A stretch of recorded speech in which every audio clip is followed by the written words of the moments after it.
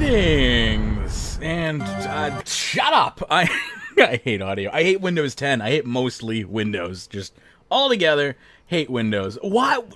I want to just open this pre-show briefly with a small monologue here as what is it with Windows and messing with sound settings? If I have set my sound settings one way, it would behoove you to just not change them ever, because that's what I set them to. Why does Microsoft feel the need to molest my sound settings constantly? Welcome, good morning. Magebit here. Allow me to unmute myself in Discord. We also have DxthelNOOb joining us. Hi, DX. Welcome to the pre-show, if you will. That was a rough opening, but we haven't done a show in a little bit, so I'll blame it on that.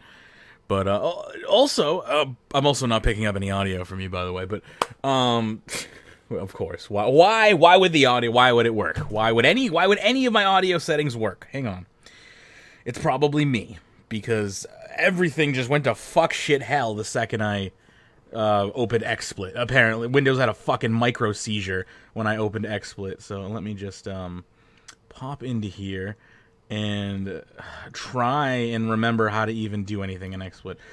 There we go. It's probably a problem with my output, I would assume. So let's quickly just... It's already set to Yeti, though. So that's not good. You know what? Let me just leave the room and come back. Or apparently when you press the X in settings, it just closes Discord altogether, because that's good fucking UI design. Okay, let me leave and come back here. Try again. Can you hear me, DX? Nope.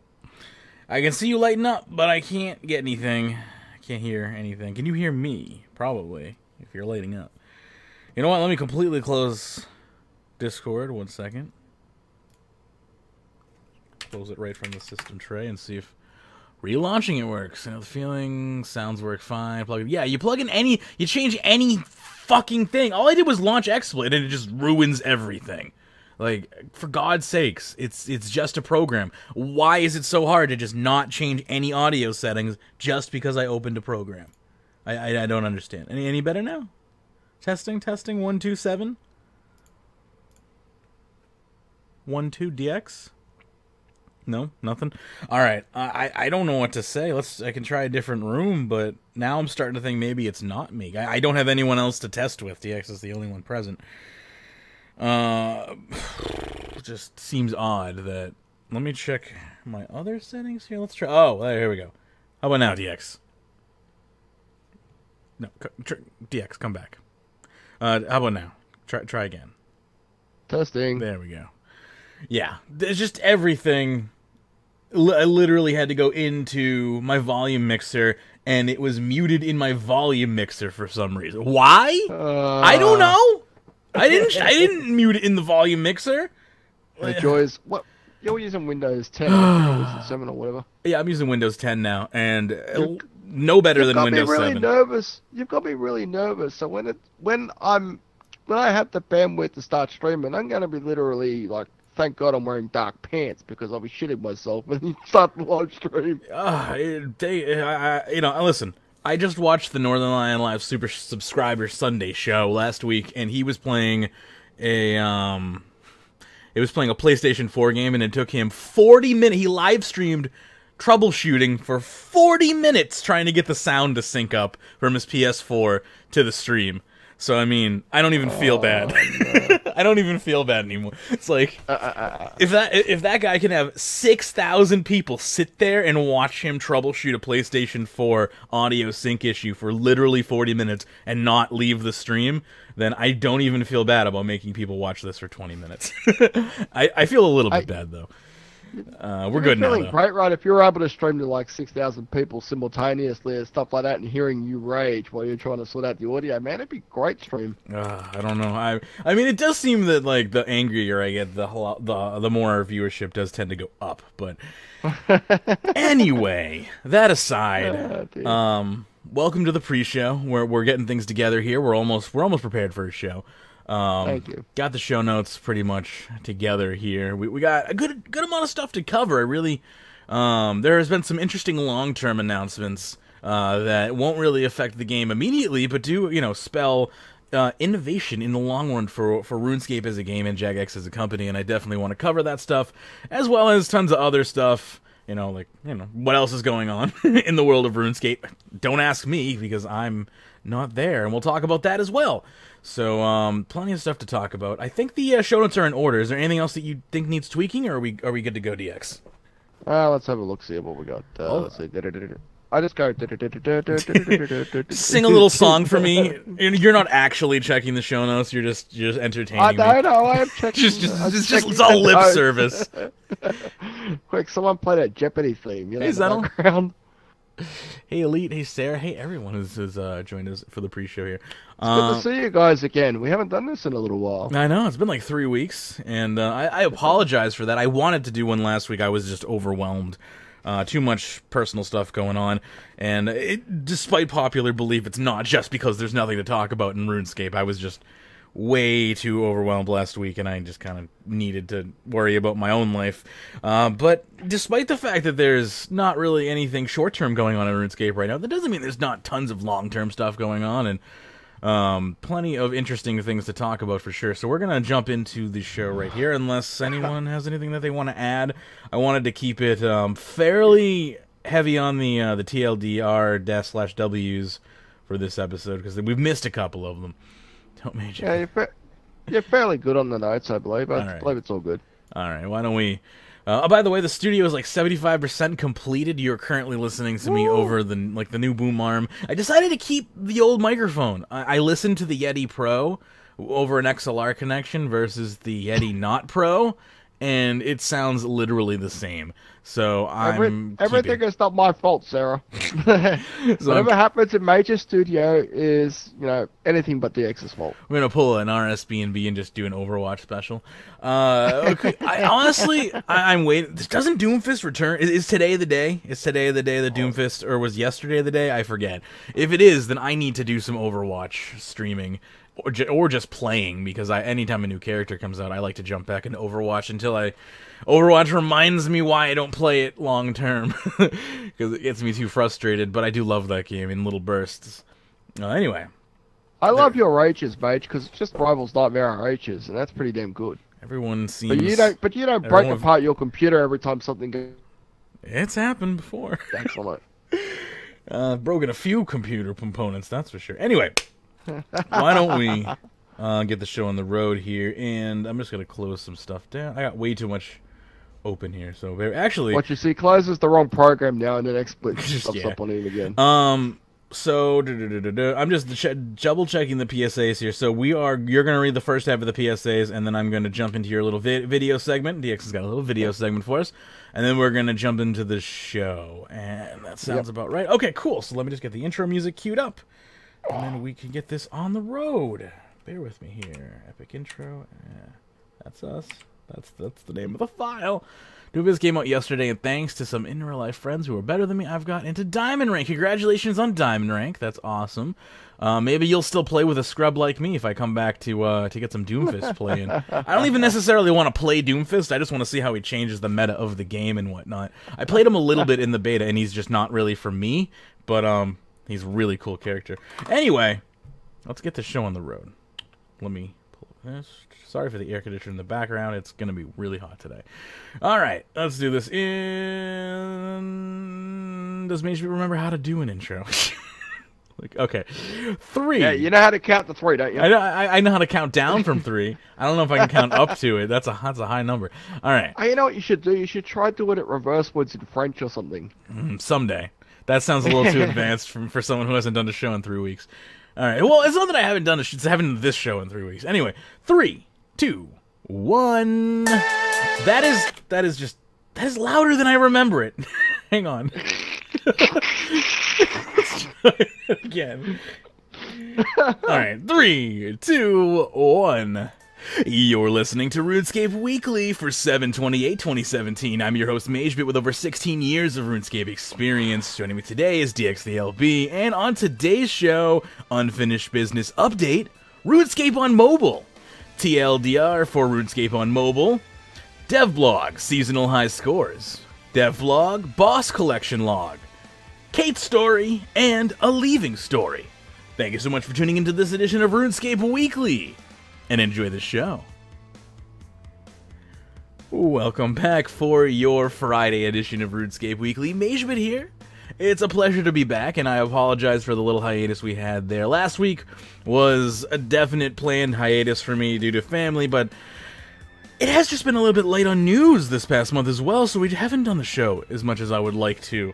And I haven't really played as much as I would like to, because there's not really much to do, or at least as much as I would like to. I'm noticing a pattern forming here, but we'll get into all that pretty soon here. We have DX joining us. How you doing, DX? I'm recovering. Unfortunately, this past week I've been down with the flu, and also, like you, it's been personal changes in my life in the last couple of weeks. Like a couple of weeks ago, I became an uncle for the second time. Oh yes, congratulations! That's awesome. Yeah, my sister-in-law gave birth to a baby girl on the 14th of July. That is awesome. Congratulations. So you are now a double uncle. Yeah. I don't know if that's an official term, but that's awesome. I don't know either. I just call it uncle for the second time or something. I don't know.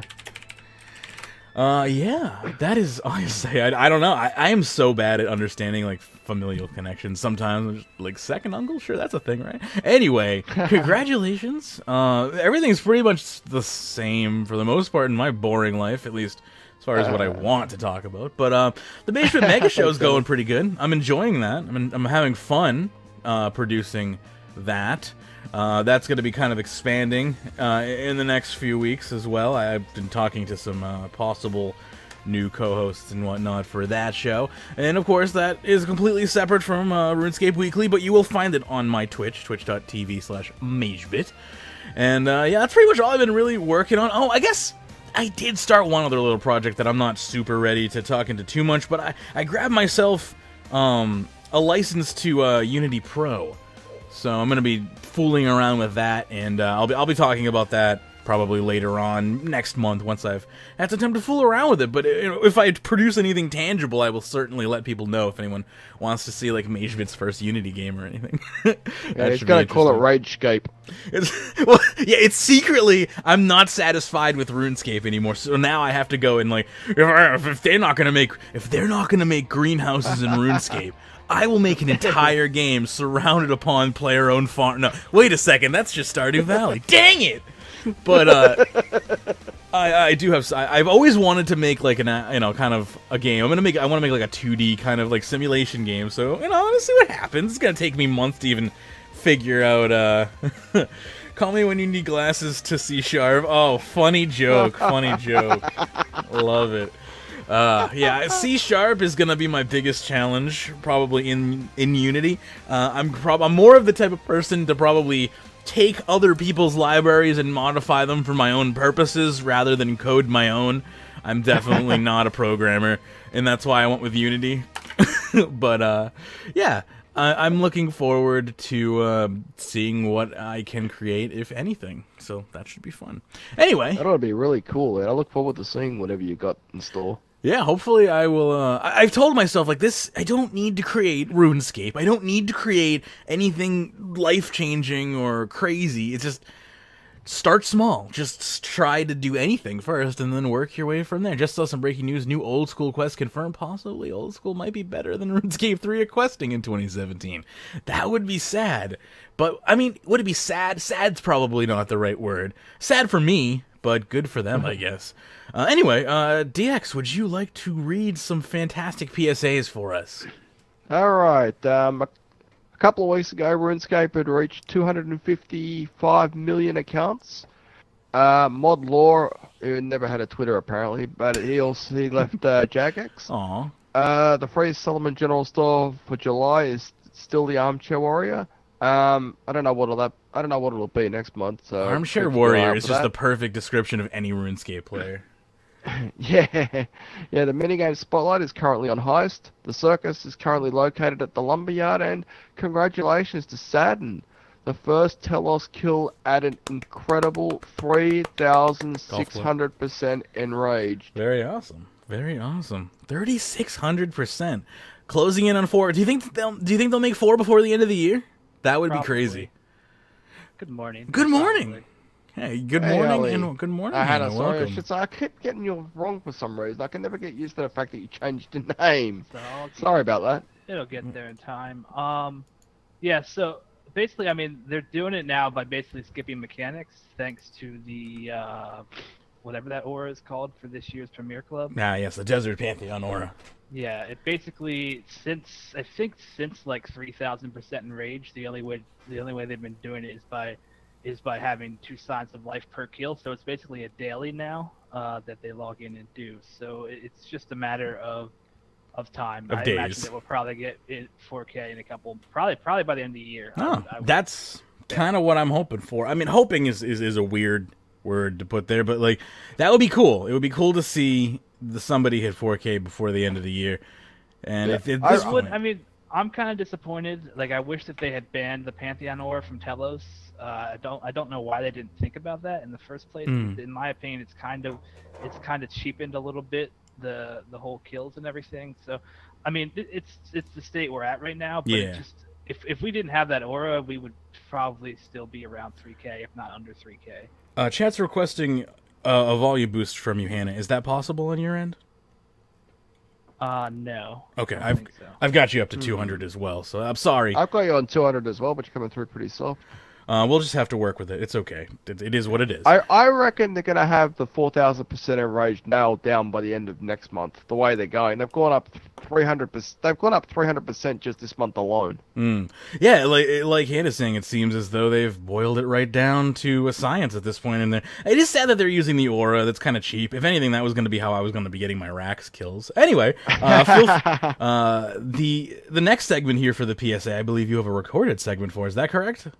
Yep, I gave you video. All right, here we go. We got a little segment from DX's Poll Corner. Stand by. Oh yeah, hang on. I have to fix audio problems again here. Switching audio sources. Windows 10. In the current player power polls. In the Ruby poll, gold for first place will win the seasonal high score rewards with 58% of the vote, which means the seasonal reward system as it used to be will remain the following: a gold title for first place, and a silver title for places between 2nd and 100th place.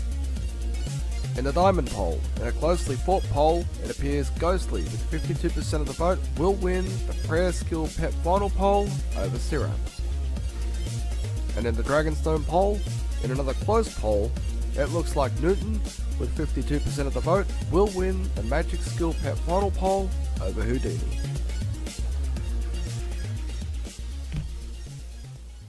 There you go. So there is the current stats for the poll. How's everyone feeling about this poll? Get out of here, window.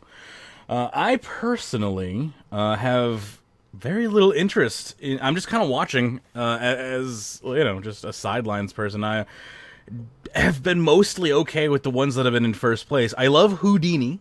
I really like the fact that owl looks like it was more of a tear in the interdimensional space-time continuum than anything else, and that I appreciate. But everything else, I don't know. Let me unmute myself in Discord though.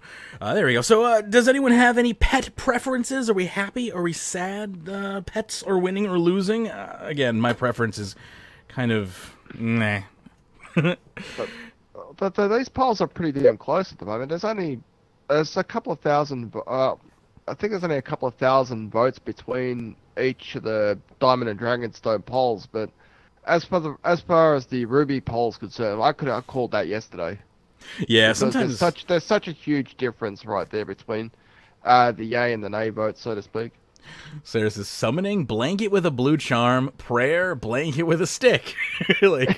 Stop voting for stupid pets. Apparently, I haven't really cast my opinion mainly. Like I said, I like Houdini.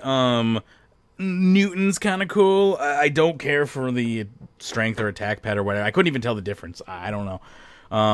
Didn't one of them clear with only a few hundred votes difference? Like, what happens in that scenario? That was the kangaroo. Yeah, I think it was the strength one. I think. Are they releasing 2 pets, or are they going to do 1 pet? I doubt they're going to do both. They're just people are going to have to deal with it. I don't know. But the vote was that close all the way through from start to finish. I was thinking that maybe they would do both, but maybe not. I think they'll just stick with the kangaroo.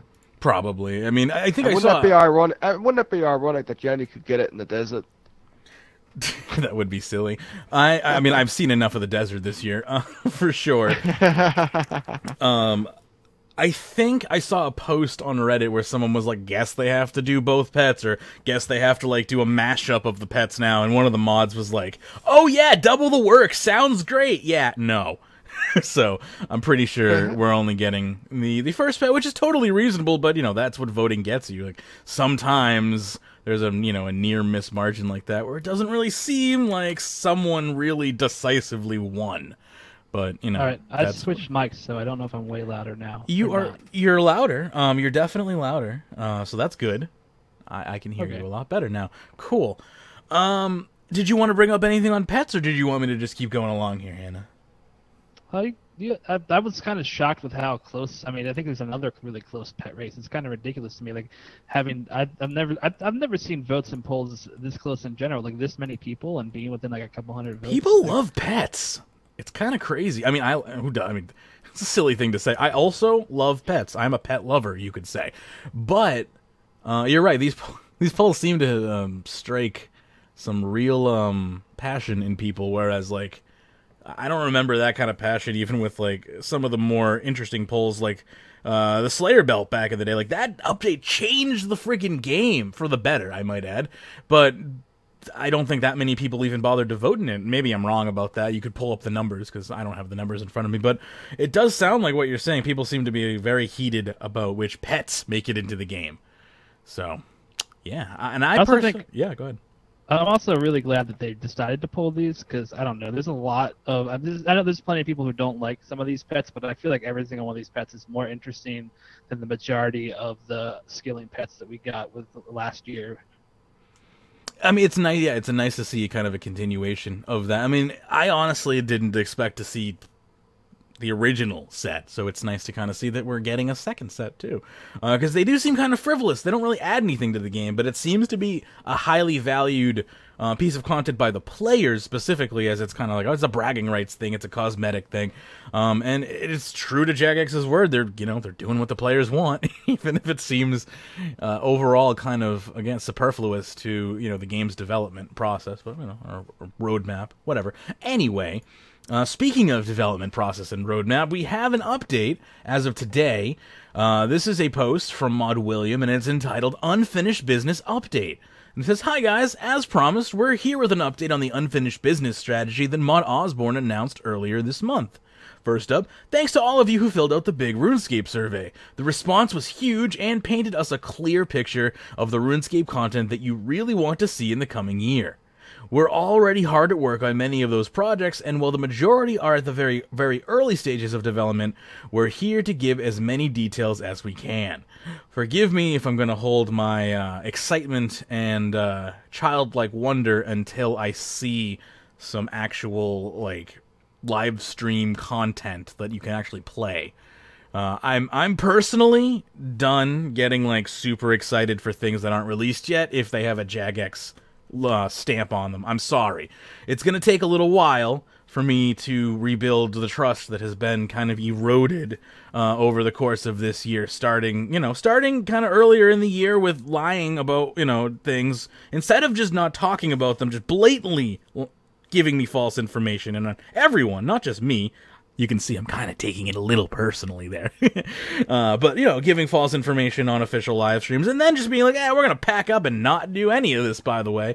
So, I'm a little hurt, but let's move along. So, first up here is mining and smithing. This came up high in the survey, as you would expect, hopefully. Second only to the bank rework. That's a little surprising. Did anyone else find that statement surprising, that the mining and smithing update is second only to the bank rework? I think that's pretty. I'm not really surprised though. We've wanted the pretty bakery awesome. work and mining and smithing for the last couple of years, so having them first and second Hey, Mano. is no Yeah. surprise to me at all. I'm glad to see that it's as high as it is. I was shocked to see it in second place. I figured something a lot more along the lines of like a rework area of something would become ahead, or like more pets or something silly. I honestly don't have. You're hoping first place would have been bank bidders or something. I was hoping first place would have been like play around house farming, reconstruction. But hey, at this point, I realize if I want that, I have to go make it myself. So challenge accepted. Let me continue on here. It says, interestingly, you seemed more keen to see new content added to the skills than you were to see level parity with equipment tiers. And again, that's an interesting thing to see as well. People would rather see new content added into skilling than see PVM weapons be more on par with equipment tier. Is that what I'm hearing? Level parity, equipment tiers. These words are David words. Help me. Hannah, I don't know what they mean. Anyway, I'll continue on here. I think yes? I think they're saying that people are more interested in seeing, like you said, like they don't necessarily like they want to see stuff like what they're talking about later here, like overloads and stuff, rather than new armor, I guess, which is kind of weird to me. Kind of goes against what I personally would like to see in smithing, but hopefully that will just be part of the focus. Fair enough. Oh, okay, I see where you're going with that. Okay, let me dig in deeper here. So number one, these are, I guess, the statements that most applied to people. So 1 to 8 here. So 1, I want smithing to be able to make useful combat armor. So I think that is definitely important. That was up there for mine, is I wanted smithing to be able to make useful combat armor. Number 2, I want mining and smithing to be profitable skills at high level. That's always something I think we've... And please, anyone, feel free to interrupt me here if I'm talking or putting words in someone's mouth here. But I think everyone mostly has agreed with that on the show, is mining and smithing would be better if it could profit people. Of course, that has to go along with other mechanics that provide some level of complexity, but I'll continue on here. 3, I want smithing to bring an untradeable combat benefit for high levels, like overloads, for example. So that one, I think, was a little lower on my list as far as an untradeable combat benefit. I think you get into a realm of, like, you have your elite tier PVMers. Is it fair to have people who only do PVM now locked out of a high-level reward? I don't know. I think they should be able to purchase it. The whole untradeable thing is my problem here. I don't like the idea of untradeable. Go ahead. Yeah, I 100% agree there. Like, one of my favorite things about RuneScape is the open economy, and every time an untradeable boost comes into the game, it kind of frustrates me a bit because, first of all, it takes away a potential, like, that could be a way for skillers to make money. Like, why isn't that something that skillers can make and then trade? And, second of all, like you said, if you want to do high-level PVM, it's becoming more and more skills that need to be maxed, which, it's on some levels okay, but also some people just don't ever want to do that, and I don't think they should necessarily be punished for not wanting to do that. I think the majority of combat boosts should either be associated with a combat skill or be purchasable from the winnings of your combat, So either even if it can have a high price to it, that's fine, if it's meant for the top tier PVMers. So, if every sip is, 400 or 500K, whatever, pardon me, let me mute my phone, but whatever, that to me is not an issue, as long as they have the option of, using that item. It shouldn't be, oh, you need to go skill. I hate skilling. All I want to do is combat. Well, sorry, then you're just never, all your friends are going to reject you when it comes to, the most elite tier PVM because of it, because you don't want to sit and do AFK smithing or something. Yeah. That's not fair. And that's coming from a skiller. Go ahead. Yeah, and even like David and I have talked about this, and even like at his level, like he just doesn't want to make overloads. He doesn't want to put in the time. He would much rather pay someone to make them for him, but it isn't an option. Sadly. Number 5. I want the practice of training, mining, and smithing to feel more streamlined and reactive. That was much higher on the list for me. Did I? I'm sorry. I want the mining skill to be the best way to get ore. I mean, that's a Pernacious call right there, because Pern's always wanted to do it this way. I don't necessarily disagree with this. The actual skill mining should produce more ore than PVM. or anything else. Any minigame. Temple trekking should not produce more ore than mining itself. yeah, that's true. Temple trekking, that's a good call, because I think you get coal out of that. You can get a significant amount. Yeah, it's great for Iron Man.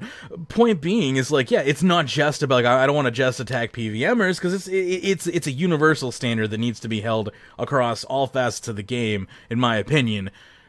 Skilling objects should mainly come from skilling. It's okay to have them as secondaries in small amounts here and there.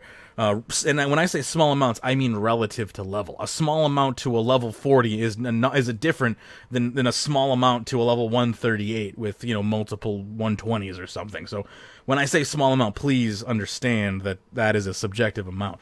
But let me continue on here. So I want the practice of mining and smithing to feel more streamlined and reactive, as I just said there. That, again, also, I think it had a very broad statement.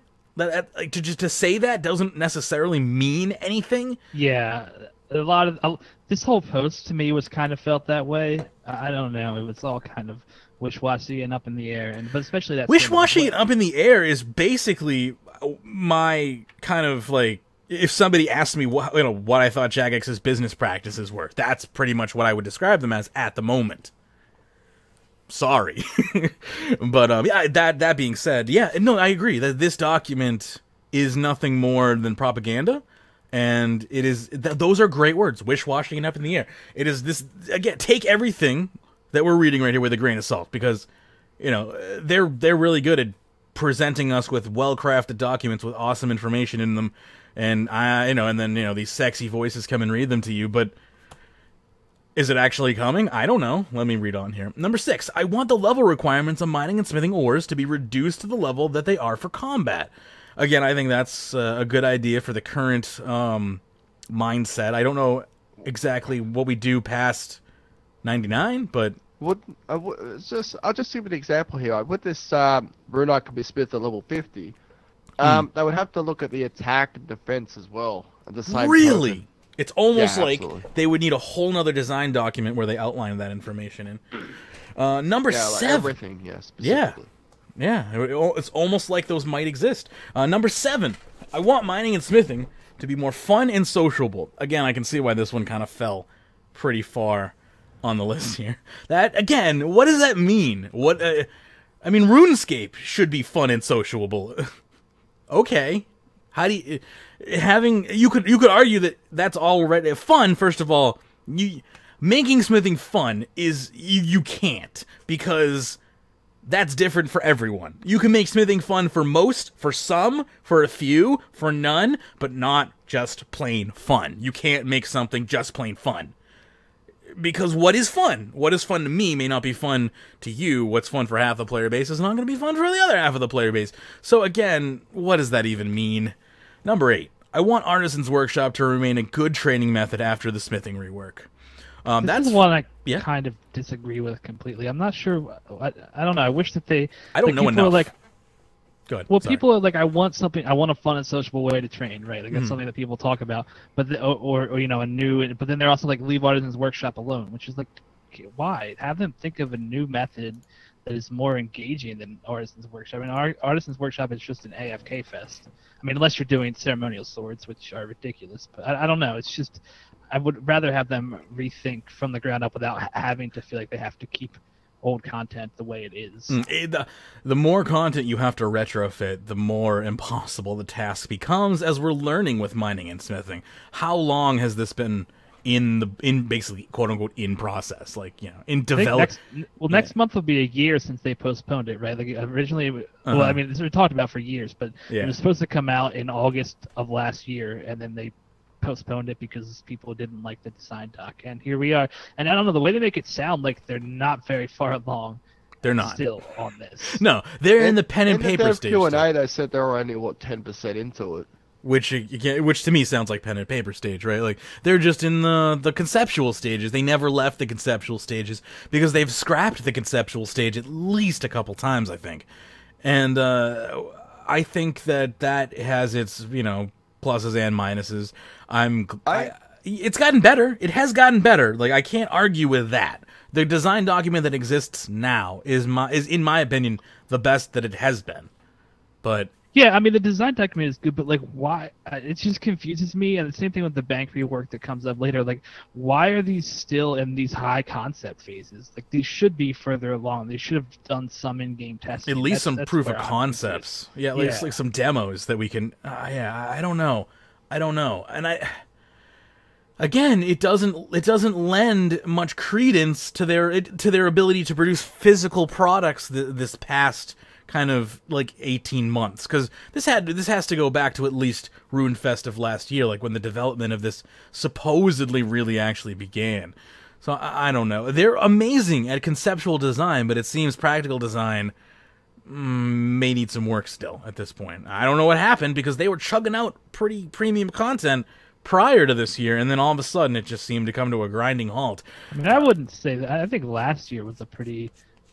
I mean, I don't know. I kind of disagree with people who hate this year over previous years. I mean, last year so much content had so many mistakes. We look at the launch of Invention and how you're not wrong about backwards that skill I think, and this is a personal thing for me, is as I kind of gauge a year more based on the quests that were released as well as the areas and skills that were released. And Invention did not go well, and is nowhere near where it should be today. But I do like the overarching concept of the skill, and I feel if it's given the time, it could become a better skill, and it has the potential to reach all triangles of the game. You know, that is the weirdest way to say that, because I guess that a triangle would impose only 3 possible ways to play the game. But what I'm trying to say here is all reaches of the game.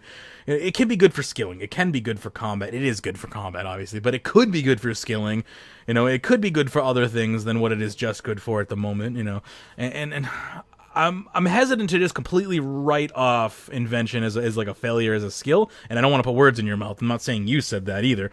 But I maybe value it a little bit more. Go ahead. Yeah, it's funny that you say that, because I don't really know how I feel about Invention. I mean, it works as far as like the delivering product, but as far as like actually like inventing stuff, like I think that's where it fails. Like it's great. I love it for PVM. It's made racks a million times easier for me, but actually doing anything, like I hate when I have to go try to get perks, and like I don't know, like that's the weird stuff to me that seems kind of failed about Invention. Like I was thinking about it, and I don't think. I mean, to me, like the last skill they did is probably the last good skill they did to me. I would probably say is pre-dungeoneering. I can't even think what's summoning was the skill before dungeoneering. Would probably be the last skill I would say was like super good. I don't know. I think you're right. I think in its order, Hannah would have been dungeoneering. No, it would have been summoning, then dungeoneering, and I think then Invention. Then divination. Then divination and Invention. Are we talking release order of skills? Okay. Yeah, skill. Yeah, and I'm just trying to think about like, has anything to me like no skill since summoning has stood up. I mean, like there are people who like them, but I just haven't stood up the same as what summoning does. I mean, when I like divination, but when I first did divination, when it actually came out, I was furious. I'm like, this is air fishing. Why? I already have 99 fishing. Why am I doing it again? And I mean, I came to like it because I like kind of, you know, a nice, slow, kind of methodic AFK grinds, but it wasn't anything new to be added to the game. You bring up a valid point in the fact that dungeoneering brought something to the game that was different. Yeah, stupid. Minigame that you could skill level at. Stupid, but different. No matter how many tweaks and design docs they do, people will roar because that's what the community does, says GoBoy911. Exactly. Yeah, I mean, that's the thing is, when they say, like, the word fun, like, you can say, like, fun for most, fun for some, but the design will never be complete if you are looking to appeal to everybody. It's not possible. And you would think that they know that, but I thought 2 more expansions were coming out this year. I'm sorry. I will try someday. I'm gonna let that go. Anyway, finally here, just as to wrap up this section on mining and smithing, it says our designers have put together a plan to address the results of the survey, which we're reviewing right now. We'll be ready to share that with you soon. So obviously, they were. My head is gonna explode from just like, I don't even know, frustration, irritability. All right. let me back up a second and explain my thought process here before everyone's like Magebit has lost his mind. Literally, like last time the survey came out, they were like, "Oh, we're so surprised mining and smithing came so high. We had no idea." Here we are again, another survey. "Oh, interestingly, like you wanted mining and smithing. It came almost near the top." What do you think? Of course it came near the top. The same thing that happened last year happened again this year because you didn't fucking finish it. What do you expect? I'm sorry. I had to just... I'm like cold sweating from that. I had to get it out.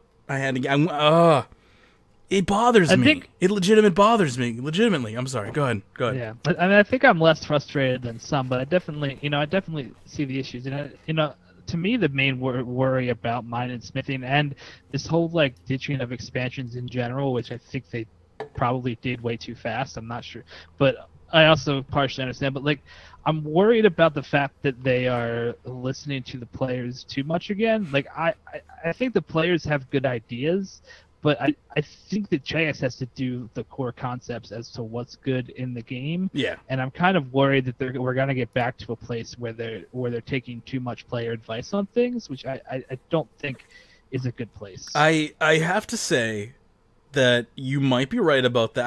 I can see that slippery slope happening as well, where it's like, oh god, this expansion thing totally blew up in her face. Quick, when's the last time everyone was somewhat happy? Oh, back when we were letting people pull stuff. Okay, quick, go back to then. Maybe people will...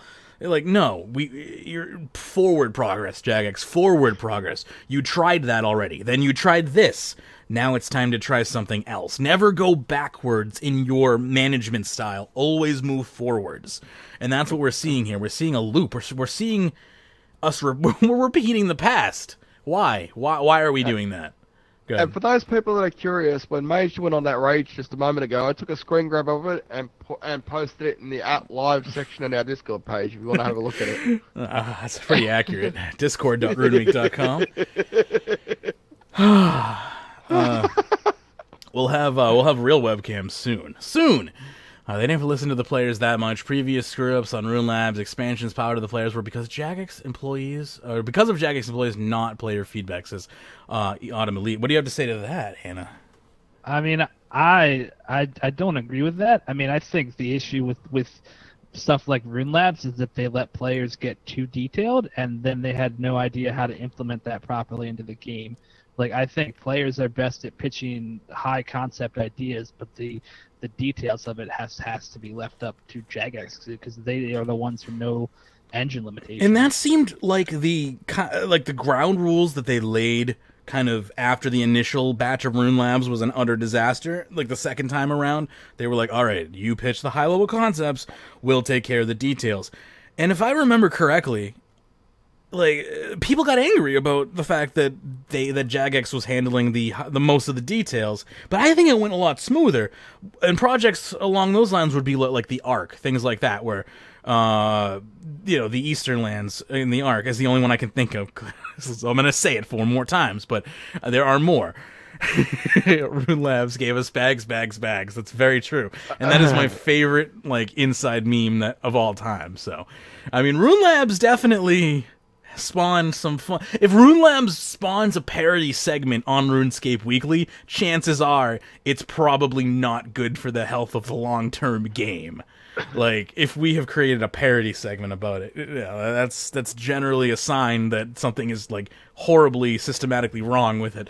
But yeah, going back to that is not going to solve anything, and I think Hannah pretty much hits the nail on the head with when you let players control all the aspects of it, you're just going to get the developers running around in circles trying to please all these points from people who think that game development is waving a magic wand, not, 30, 40 people sitting together collaborating with talents and skills and, time limits and resource budgets and stuff like that. So that is a valid concern, especially, after we've already kind of, basically dropped the full entree onto the ground already. Now, let's not spill the dessert too. One of the real things I hated about Rune Labs was the fact that good ideas could be buried under a whole lots of garbage, which you'd never know. And also, people constantly suggested stuff that they knew was going to be blacklisted straight away. Well, and I mean, that shitted me really much. Yeah, I mean, I think my biggest problem with Rune Labs 2 was that it was also, like, the top idea wins. Like, I think those things work best when you're like, hey, players, suggest ideas, and then our Jmods will go through and decide which ones actually work in the game. Like, and I'm not necessarily, at least kind of pushing back on what I'm saying here, that Jagex did come up with, the details for some of the updates. But my more point is, like, Jagex didn't decide...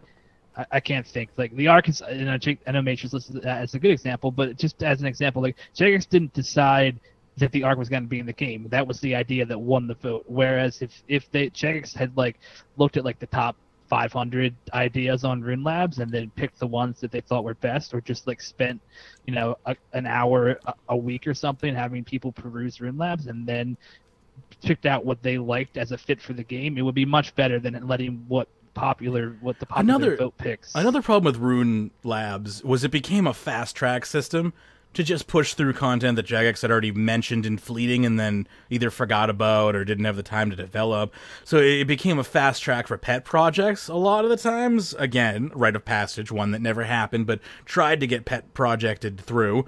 Which a lot of people still want to see, obviously. But what I'm trying to say here is, if that's all you're going to use Rune Labs for, the survey does the job better than Rune Labs. It's far more targeted, and it allows Jagex to use that information in a much more, again, I hate to use the word targeted again, but again, you're giving them much more valuable information in a survey than you are in Rune Labs, where it's literally a junk heap. Like, you just throw your idea on the pile and, watch it ferment with all the other ideas that never get seen.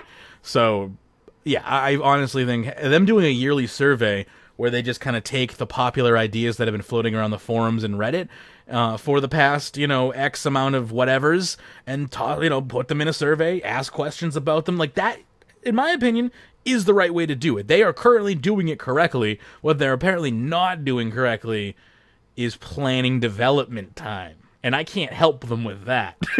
Like, if they should have known from the start whether or not they had enough development resources to take on 3 expansions or not. I'm sorry, I've managed teams before. I know what man-hour sheets look like. I know what resource budgets are. Like, you should know what you have going into a year.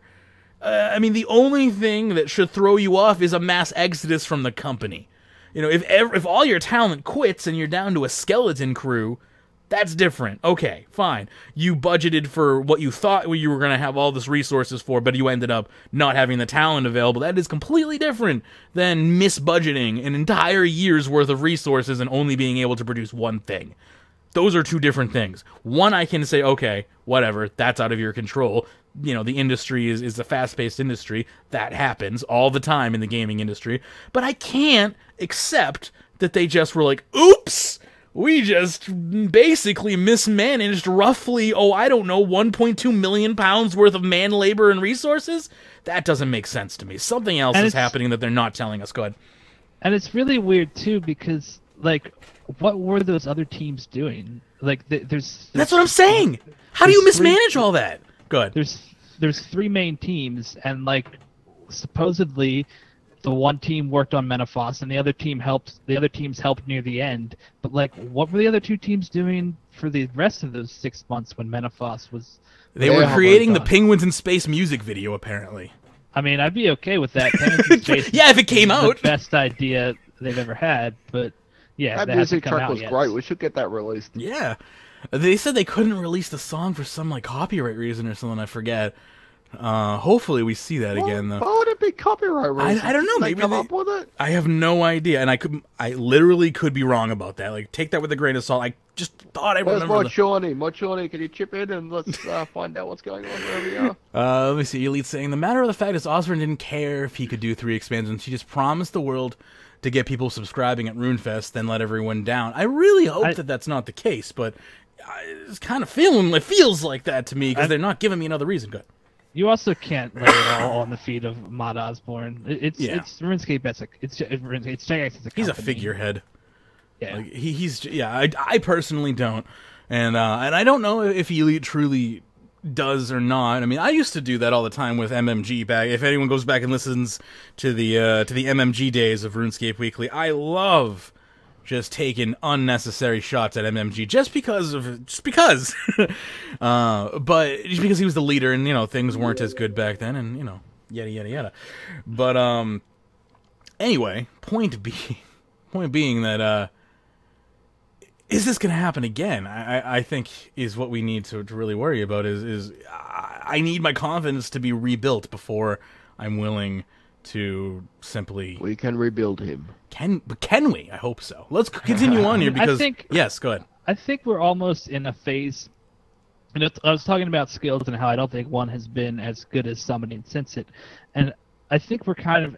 And you know, that statement, like I said, invention helps the game quite a bit as far as it's great to use once you have your stuff, but my argument would be getting that stuff is just not fun in invention. But like, have we reached a point in the game where there's just not a way to bring in all these new ideas that people want? Like Sarah commented a little bit earlier that she says, I'm concerned that even if they got something in mining right and reworked it, there's still been nothing really new to do in the game.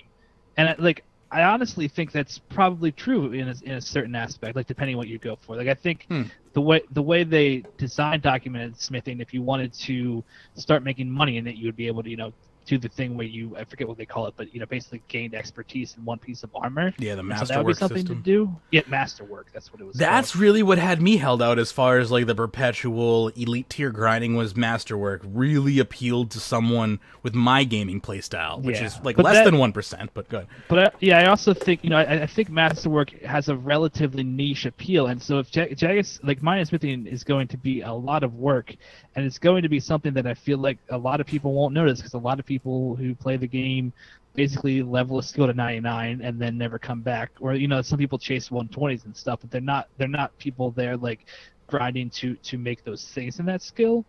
So yeah, it's just I don't know what Jagex does about that because the game is just kind of in this place where there's I don't know that's why if there's a new idea for RuneScape. That's why I secretly went against what everyone's advice and asked Jagex for a new skill in that survey. Because, yes, even if you rework everything, it doesn't add new content to the game necessarily. And even if it does, it adds very little, and it's generally not for everyone. It's for very niche audiences, which I'm personally okay with. But secretly, don't we all want a new skill? I know the answer to that is already probably no for most of you, but I'm going to try. I want a new skill, but I don't even know what it would do to be animal good to me, animal husbandry would be a great skill. Right along, you just kind of sink that right in with farming and like right alongside farming, crafting, all that stuff. You do a nice big player-owned farm addition to construction. You rework construction while you're there. There's your extra large update for 2019 or 2018 rather.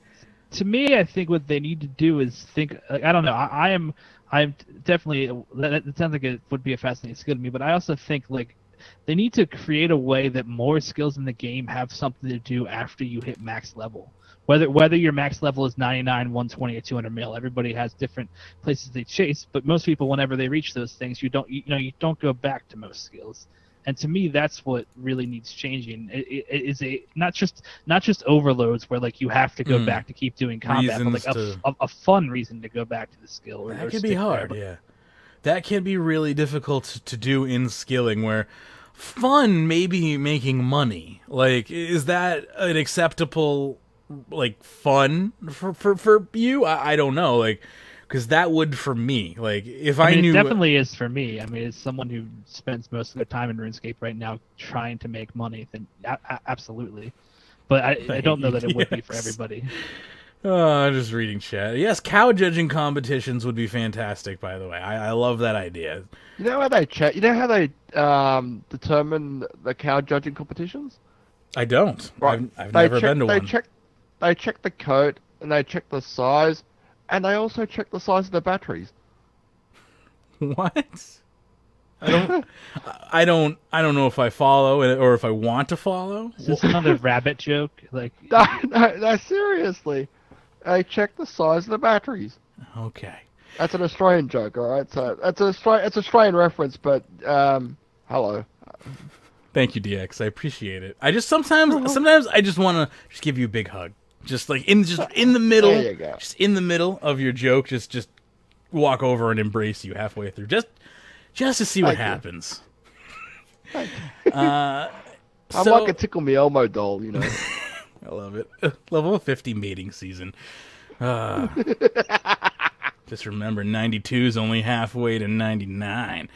Let's see. So, I don't know. I would love to see a skill, and yes, there is some valid information in the fact that, you know, reworking like mining and smithing doesn't necessarily add anything new to the game. Like, mechanically, it may add some, like, new features to the skill, and it may add some new items to the game, and it may add, you know, some new methods, but it's still mining and smithing, and if you're already 120 or 99 or 200 million, then you may find that you are still very not okay with that and bored. But, again, this is the problem that you face with an overwhelmingly large game and diverse population, is trying to make content that fits the vast majority of people. Well, and I mean, it comes back to, like, you know, like, we said this before, but, like, there's an end game for the PVM skills, right? The end game for PVM skills is either high-level Slayer monsters, which are relatively new, or bossing. And kind of what they need to figure out, and I don't even know what it is exactly, is an end game level for skilling.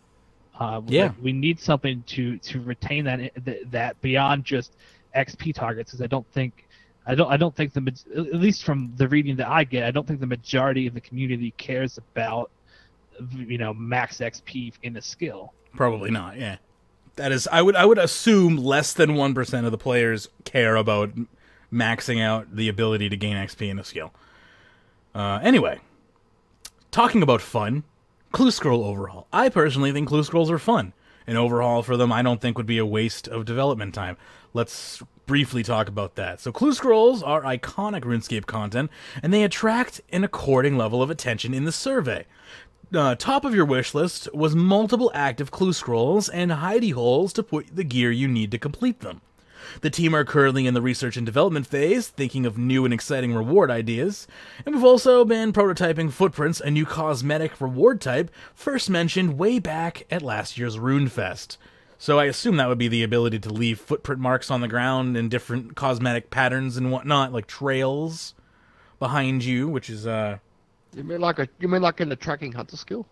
kind of sort of like that's a little bit of what I would assume, but like in the sense of, like, say your character's walking, right? Behind them, and let's say you have like lava walk on or something. This doesn't exist. This is something I'm making up for the purpose of my little plan here. But, you know, so you have lava walk enabled. So as your character's running, he's leaving little footprints of lava behind him as a cosmetic trail. You know, just to add more particles to the game, because the game needs more particles. And I say that not facetiously, but absolutely seriously. I love particles. I love glittery effects. Anything with bloom and particles has love in my book. So that would be cool. I would love to see cosmetic rewards added to treasure trails. You know, especially, you know, anything from treasure trails is generally tradable. So you can only imagine what those would go for on the market.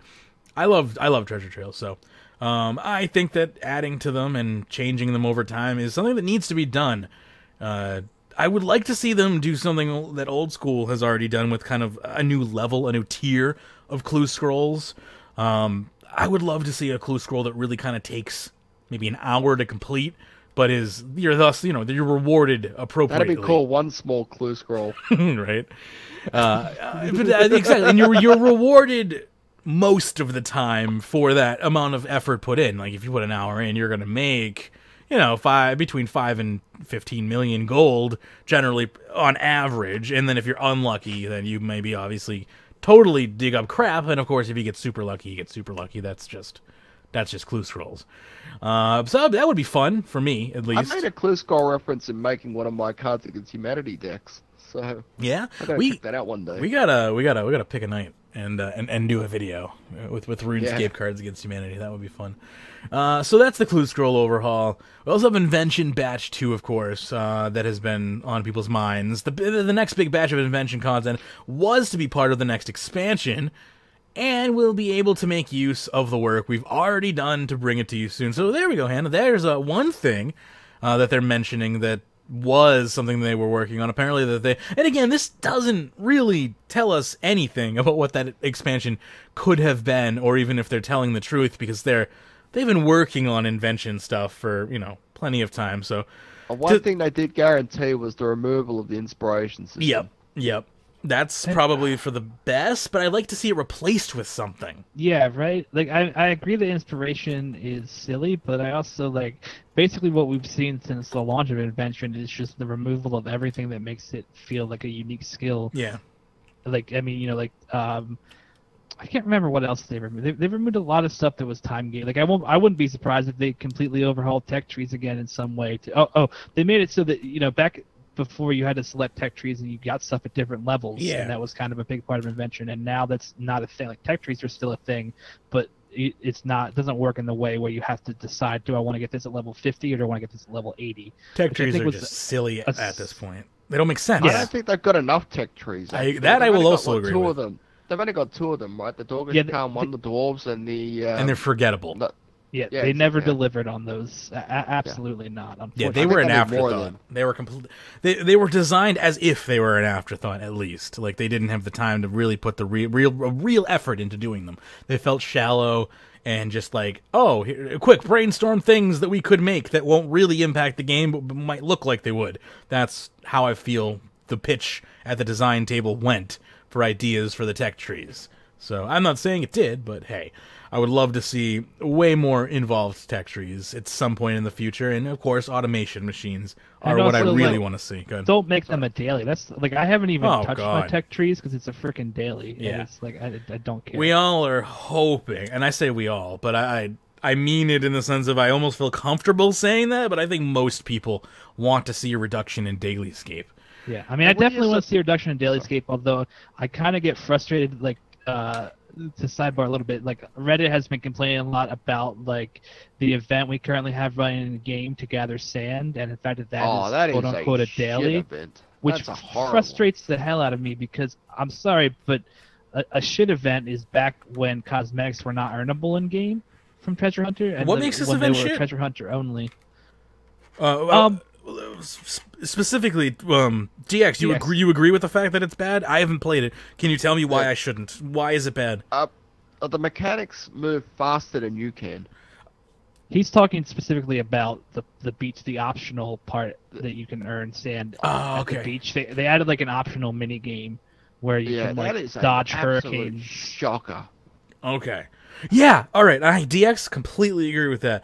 I logged in. And I saw there's an event at the beach. Of course, it's time for the beach event.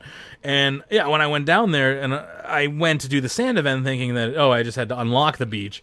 But when I found that it was running sand from pile to piles, yes, that sucked. But then when I found out you could just gain the sand buckets from skilling, I was like, whatever. But I mean, that event itself is kind of shitty.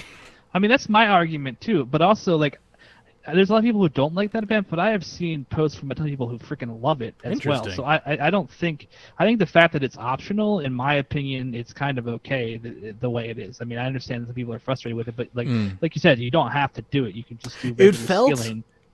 Sarah's saying it was as bad as lava surfing. I would say it felt more... That's a good point from Sarah. It felt more... it felt closer to me like doing a Gothixian cache, trying to avoid the automatons.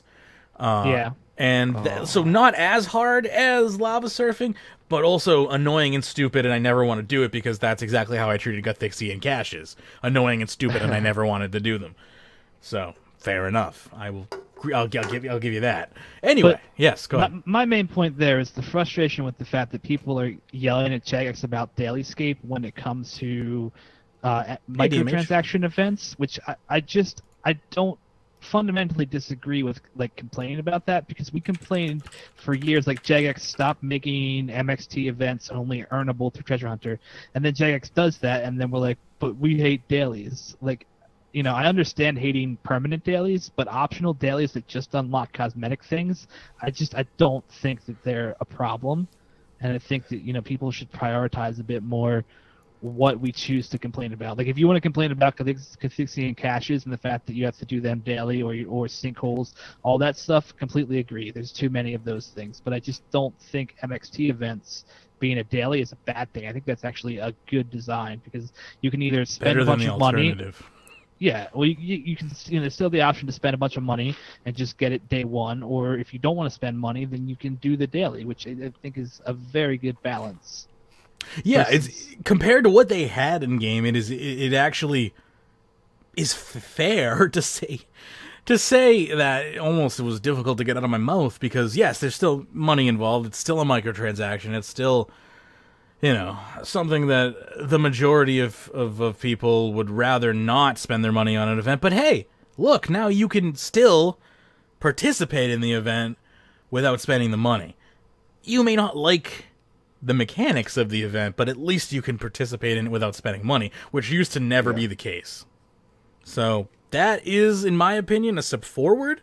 Another reason why I don't like the event is because it's another one of those events. You know, how many have we had now? We've had 6 and 7 That's valid. That is valid. And I think what you're seeing here is Jagex found a microtransaction that most people find benign, and they're milking it. They are milking it dry because they may have not found another system that they think will work as good as it, so they're afraid to throw the balance off when they know they can basically milk people using this event without anyone getting really angry because it's kind of an optional milk. It's also a strange argument. I mean, I can kind of understand it, but it's also partially a strange argument to me because, like, people complain about Treasure Hunter, but people were never like, why don't they redesign Treasure Hunter every time they run a promotion? Which to me is like they found a core way to make an event work, and that's just what they're going to do from now on. Like, if they redesigned it every time, it would be way more work, way more likelihood that people won't like it.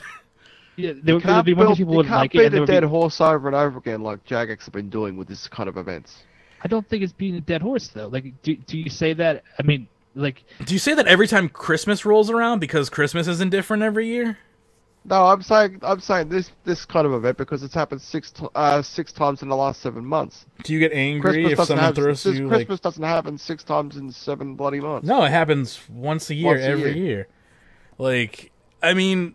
RuneScape is kind of like, in my opinion, every month is kind of like a little year in RuneScape, or every week. Like it's the time doesn't really apply the same. That's why I was kind of just using a holiday as an example. These are events that are kind of cyclical. They're expected. They're not out of the norm, but they're separate from the game, if you will. I don't know. I guess that's kind of why I used that example.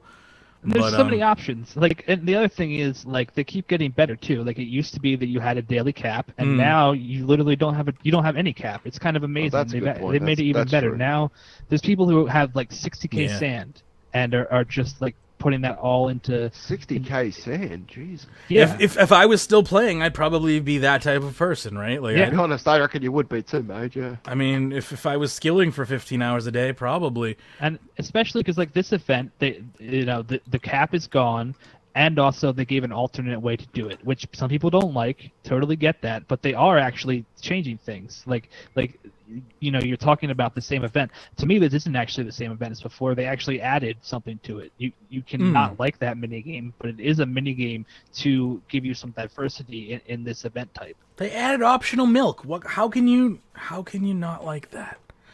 Anyway, we have more promises here from Jagex, including an achievement system, which we already kind of, like, they gave us the half-cooked form of, which is, I never am going to understand the whole let's do expansions where we release everything mostly whole, but here's something that is half-baked as fuck. This is it especially felt weird. Like, I thought they were doing this because Menaphos was going to have a crap ton to do with achievements. Yeah. But then, like, nothing. No Menaphos achievements until a month from now. So it really didn't make sense for them to put that update out when they did.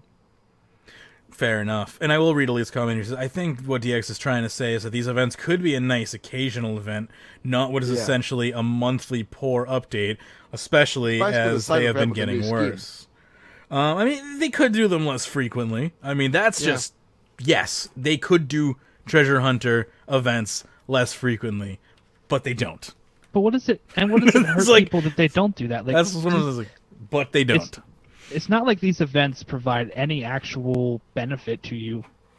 I mean, I guess you can get bonus XP, so you can argue that. But you could also just go play Stealing Creation or whatever and get bonus XP. But I just don't see, like, if you don't like the event, like there's no need or reason to participate. Sounds like what Elite is most concerned about is more so that it seems as though that they take time to create and feel like an update, or as if they take a slot of an update. But they have their own dedicated team to make these updates, so they shouldn't be taking any actual development time, but who knows what's real anymore? I don't even know what's real anymore. It's whatever. Hey, Hannah, do you have the Ring of Sand? I didn't even know. Nope. Oh, is that a cosmetic from the event? It is. It's the final enough. cosmetic from that actual event. That beach. Stinks, because those beach cosmetics event. actually look pretty cool. Yeah, But, the thing is, with that Ring of Sand, you activate it, you turn into a mold of sand, but you see on the bloody interface, it's the freaking Christmas ring. Cool. It is That's the weird. freaking Christmas Mate, ring. you still have like 4 days, so if you want those cosmetics, just hop on in. I could just power through it in 4 days, and that's the beauty of this new and improved, system that they have going on here. Yeah, you're right. It's not out of my grasp. I could get it if I wanted to, and I might pop on today if I'm stuck bored. We'll see. This is the thing is, people. I keep getting PMs on Discord from people who are like, "You quit? You quit?" I haven't quit. It's just a hiatus. Oh yeah, people are asking in clan chat about you all the time too. Definitely haven't quit. Just have no real reason to. I just want Jagex to prove to me that they can make content still, and then I'll start playing again. I find your transformation a bit weird because like you were a huge fan of Menaphos when it first came out, really enjoyed it, and now you're at this place where you're like, Jagex hasn't done anything for me. Well, see, it has nothing Not to lately. do. It has nothing to do with Menaphos. It has everything to do with the fact that they just were like, oh, by the way, our entire plan is basically we just fucked it. Like, that's my problem. Is I've lost confidence in their ability to develop a roadmap and plan it and actually create the content. I never had that problem before. That has never been a concern of my mind in the past 16 years. They have not released updates before. Yes, there's always been at least one update a year that has been either postponed until a previous year, never came out, or whatever. But it is completely unprecedented that they have just literally canceled basically 6 months of updates.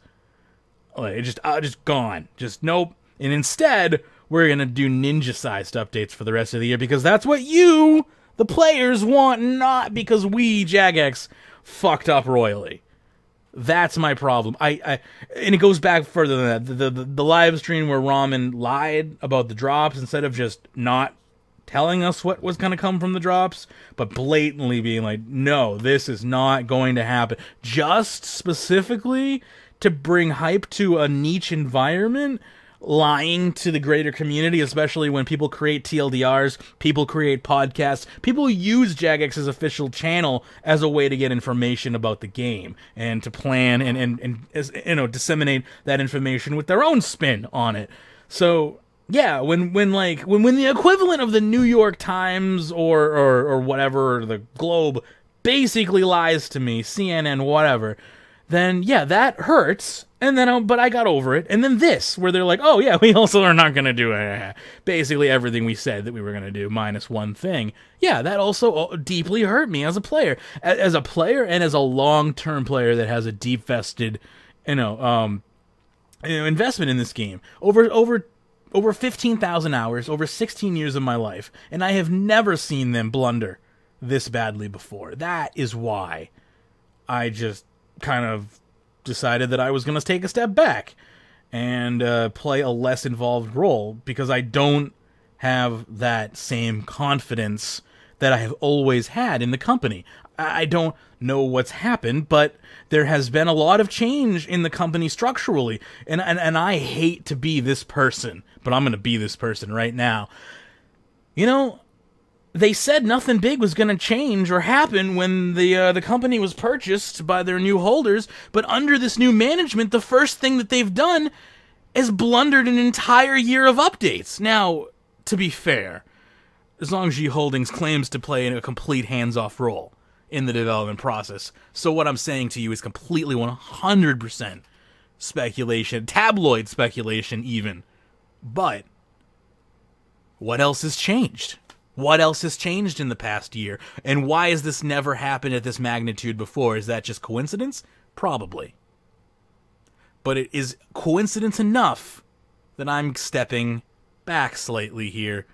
And I can't actively support a company that is just going to lie about what they're going to release. So please, let me sit back and follow the news and report on it, but I'm not going to play their game.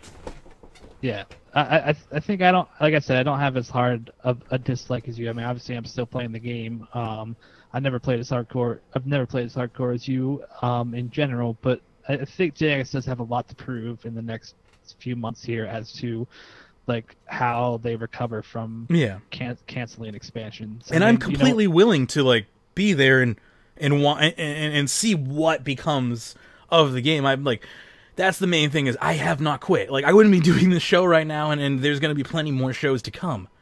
That's like, I don't want people to be afraid, because you don't just walk away from RuneScape, and as someone who has over 15,000 hours in the game, you don't just quit.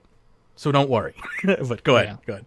And especially, I mean, like, everybody also needs breaks at some point. So even beyond that, like, you've been going pretty hard, especially if you look at like your divination. You were going pretty hard on that for like almost a year. So like, even all the frustration is definitely part of it. But even just like natural breaks in MMO cycle, like every MMO has people who take breaks at times. Like, it's just how cycles happen.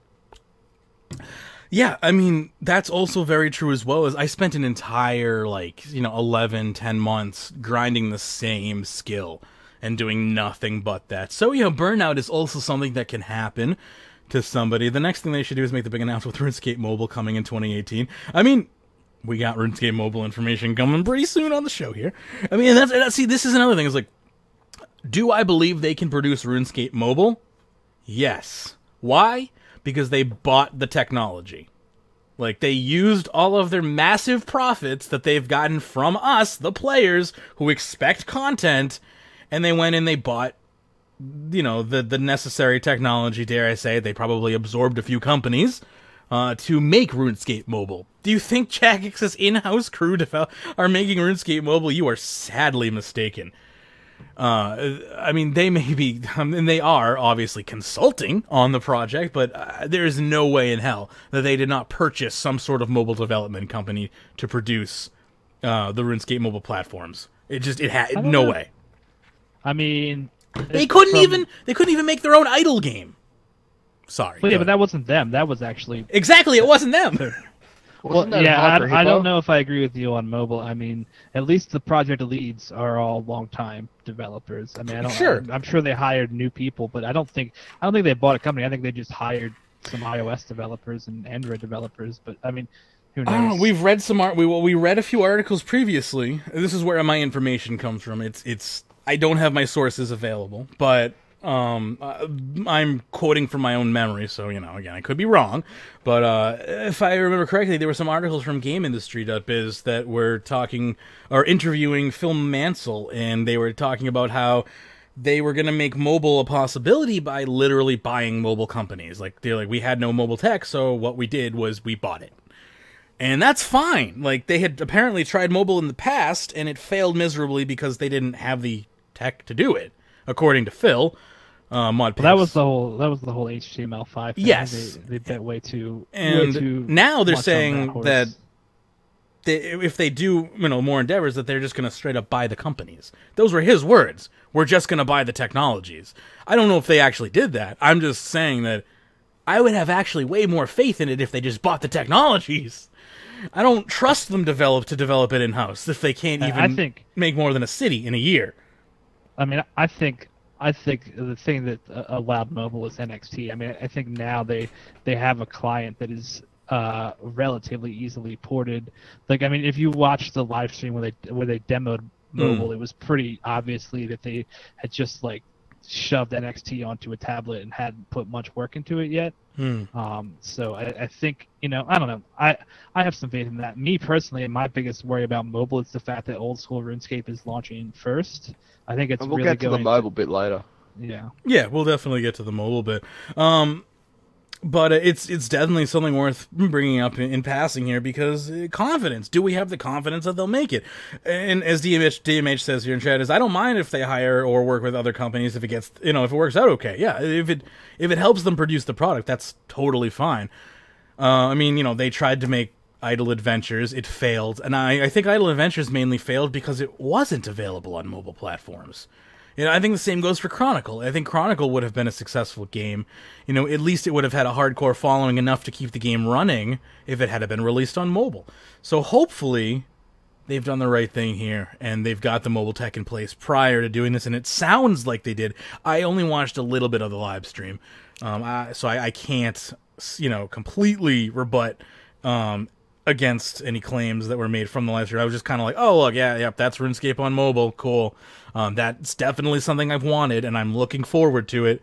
But until I, see a more tangible product, until I see a beta, I really can't get too excited, because I'm sorry. If I get too excited, I'm too afraid I'm going to be let down again, and I'd rather just not be let down again, because every time I get let down, I'm less likely to want to come back. So set the bar low. That's the key right now.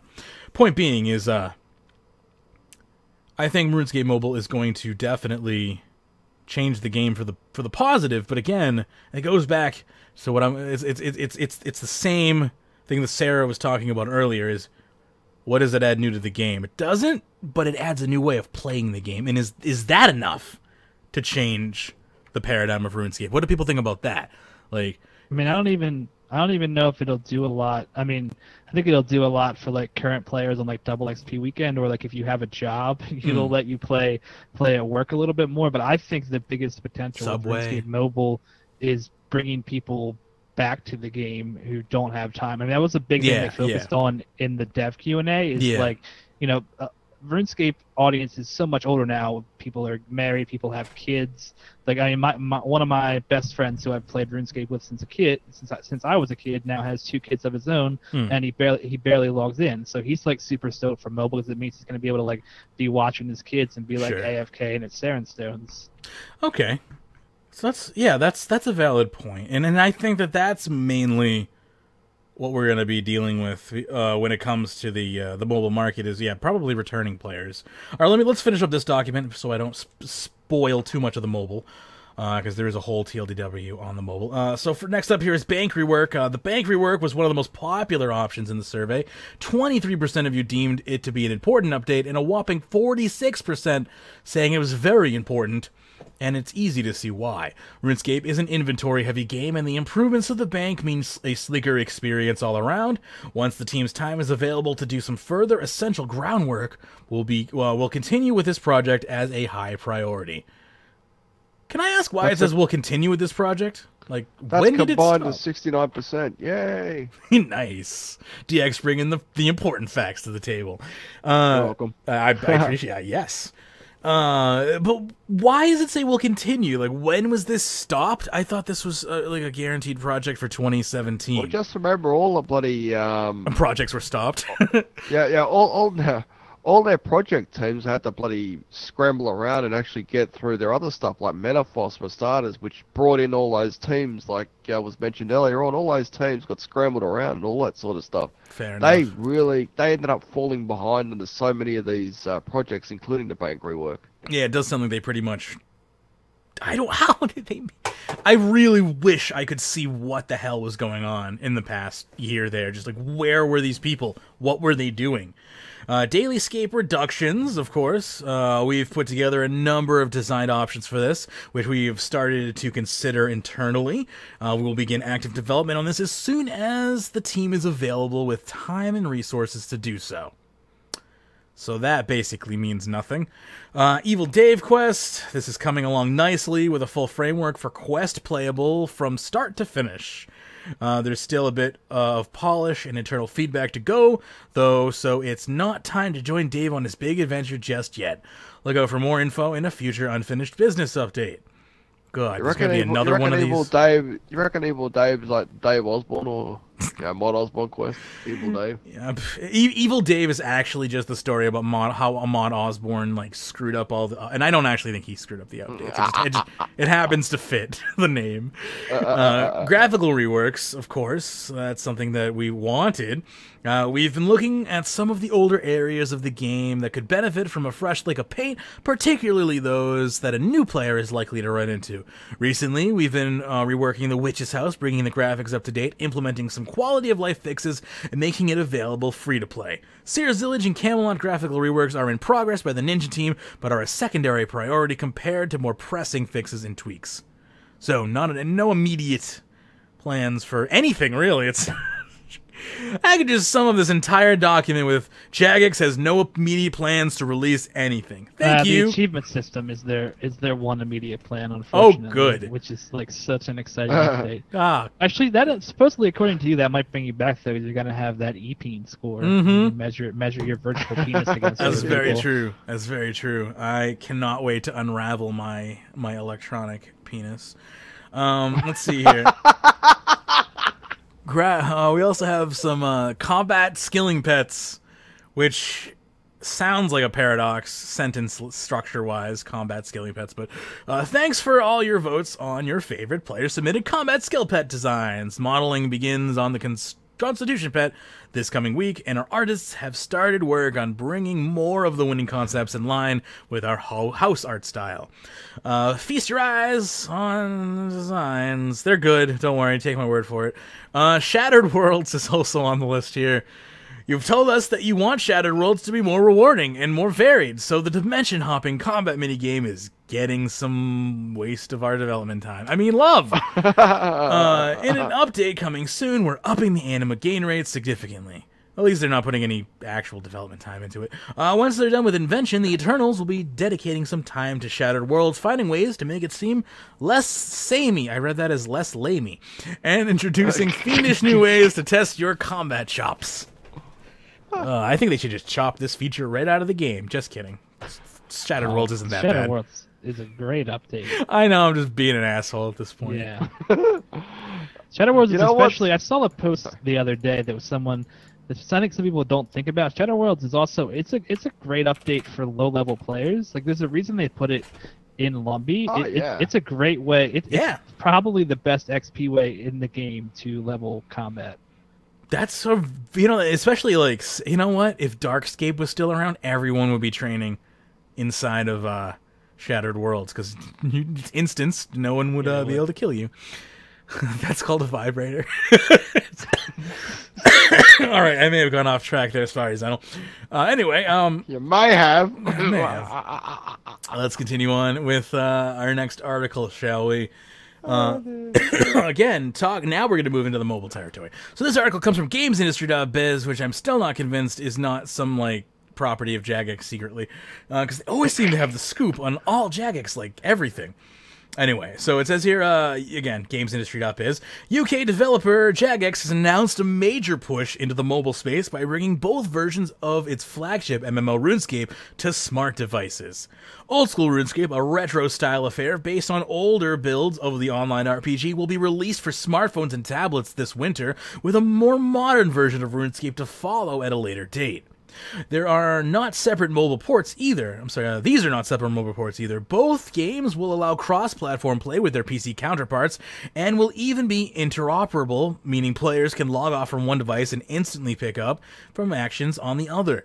We caught up with Jagex's Director of Communications, Rich Eddy, to find out more about the studio's strategy and how it's preparing to enter the increasingly competitive mobile marketplace. Quote, we want to take RuneScape to where people are playing, whether that's in the current MMORPG form or a spin-off franchise. That's something you'll see in the future, he tells Games Industry. Going onto new devices for new territories is one of the key things we're pushing towards at the moment. The first logical approach is to take the title to mobile because our players have grown up. RuneScape has been around for 16 years. People have different amounts of time than they did 16 years ago, and different ways of playing. Some people who were PC players are not now, but we can offer the same experience on a mobile device that people can dive in and out of. It's about making an MMO a second screen experience. Of course, while the original RuneScape was one of the earliest browser-based MMOs, when it comes to the mobile game, it's spectacularly late to the party. Companies have been delivering massively multiplayer experiences on smart devices for years, with some mobile titles even approaching the scale of World of Warcraft. However, few of these games have had a significant impact, instead overshadowed by more accessible multiplayer outings like Clash of Clans. How then can Jagex expect to succeed from a 16-year-old game? Eddie remains confident that the heritage and the brand that really comes out with RuneScape puts the company in a stronger position than previous mobile MMO developers, adding, "In the crowded mobile marketplace, a brand's heritage, value, and recognizable name are incredibly important touchpoints when it comes to getting people to download your app." He stressed that mobile RuneScape is initially aimed at established and lapsed players, and in those the firm already has a dedicated audience. The average RuneScape player has been engaged with the game for 6 years, and many have been around for more than a decade. That's an interesting stat. It is an interesting stat. Average player's been playing for 6 years. That's wow. That lends something to say to the whole how long the average player has been around, or how aged the player base is. We could probably use that information again next time we're arguing how aged the player base is. With 250 million registered accounts, Eddie hopes the release of Old School on smart devices will jog people's memories and become a dip back in experience.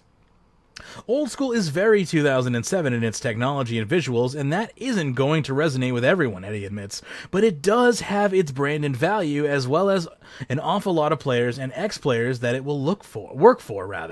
When we came to RuneScape, the current, more modern and new engine version of the game, that will be more familiar looking to mobile and new gamers, with the glorious visuals, the high-tech, spinning camera, and present-day expectation of an adventurous game. We spoke to the RuneScape firm earlier this year, and what they're proudly declaring the third age of Jagex, a term Eddie also drops into our conversation. It's not just a PR line, as the company is undergoing a significant transformation following its acquisition last year by Zongxi Holding. With fresh Eastern investments in the long-running MMO is the push to mobile design, in part to appeal to the Chinese market. Eddie says that's not the case, but the home nation of Jagex's new owners has at least validated the British studio strategy somewhat. Quote, "PC and mobile in China are actually more connected as the two formats than they are here," he explains. "Cross-platform play is very big over there. Interoperable play is a thing over there. It shows us that there is an existing appetite, and PC players aren't sniffing at mobile versions, primarily because it is a full PC experience on mobile, and that's what they like. Anecdotally, you tend to hear more bad things about mobile games coming to PC. But if people can be guaranteed that the PC experience on their mobile, then they're much more accepting of that experience. While there's proof RuneScape's ambitious new model works in China, there's no guarantee it will be as effective in markets closer to home. The East-West divide is still very much apparent when it comes to games, with countless examples of success stories that have failed to transfer from one side to the other. However, Eddie stresses again that this is not some attempt to recreate what has fared well in China. Quote, "It's more a trend in terms of matching the PC experience on mobile, not offering a watered-down mobile experience. It's a mirror, an exact mirror. We've seen that as a trend. We haven't looked at the Chinese model and thought we should do this. It was something that was happening anyway out of pure belief in our own player research." Phil Mansell has talked about our player research, which is obviously Western folk. 90% of existing players were interested in playing RuneScape on mobile. 65% of lapsed players said they would return to RuneScape if we delivered that game for them on mobile, because they were playing as teenagers and then dropped off when they got jobs, families, and other stuff. But if we can give them something that they can play on their iPads when they've got the feet up at night while they've got something on TV, and it becomes their second screen experience, there's an appetite for that. Of course, Jagex has plans for the Chinese audience. Even without the advantages of a parent based in the region, it would be foolish not to target the world's largest games market. Quote, "You will see RuneScape appearing on many different devices and in different ways going forward and in different territories," says Eddie. "Now, we're part of a Chinese company. There are explorations into what RuneScape made for China looks like." We're recruiting hard and heavy at the moment because our ambition to build a new product. There's new product creation going on at Jagex for everything from experimental stuff to big long-term investment development projects that will develop into something beyond RuneScape. To bring in the skills needed to guide Jagex through these uncharted waters, the studio has welcomed back Peter Lovell as director of the talent acquisition team. Speaking to GamesIndustry.biz, Lovell says the 2 years he spent working for Zynga-owned Natural Motion have put the company in good stead to entice those with mobile expertise. So Jagex literally hired somebody from Zynga, like the world's largest mobile market.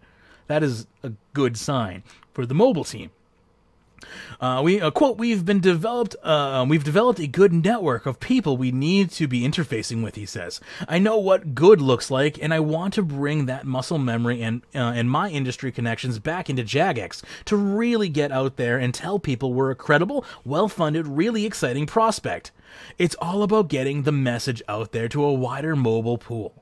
He goes on to say that the shift towards mobile requires a markedly different recruitment strategy that Jagex has previously employed. It also brings the developer into the competition with the likes of Supercell, Rovio, Graham Games, and King when it comes to fighting over the best hires, a challenge he is embracing with gusto. A lot of our recruitment was driven by going out and finding graduates, bringing them up, and developing them, Lovell explains. This particular mobile talent drive is slightly different.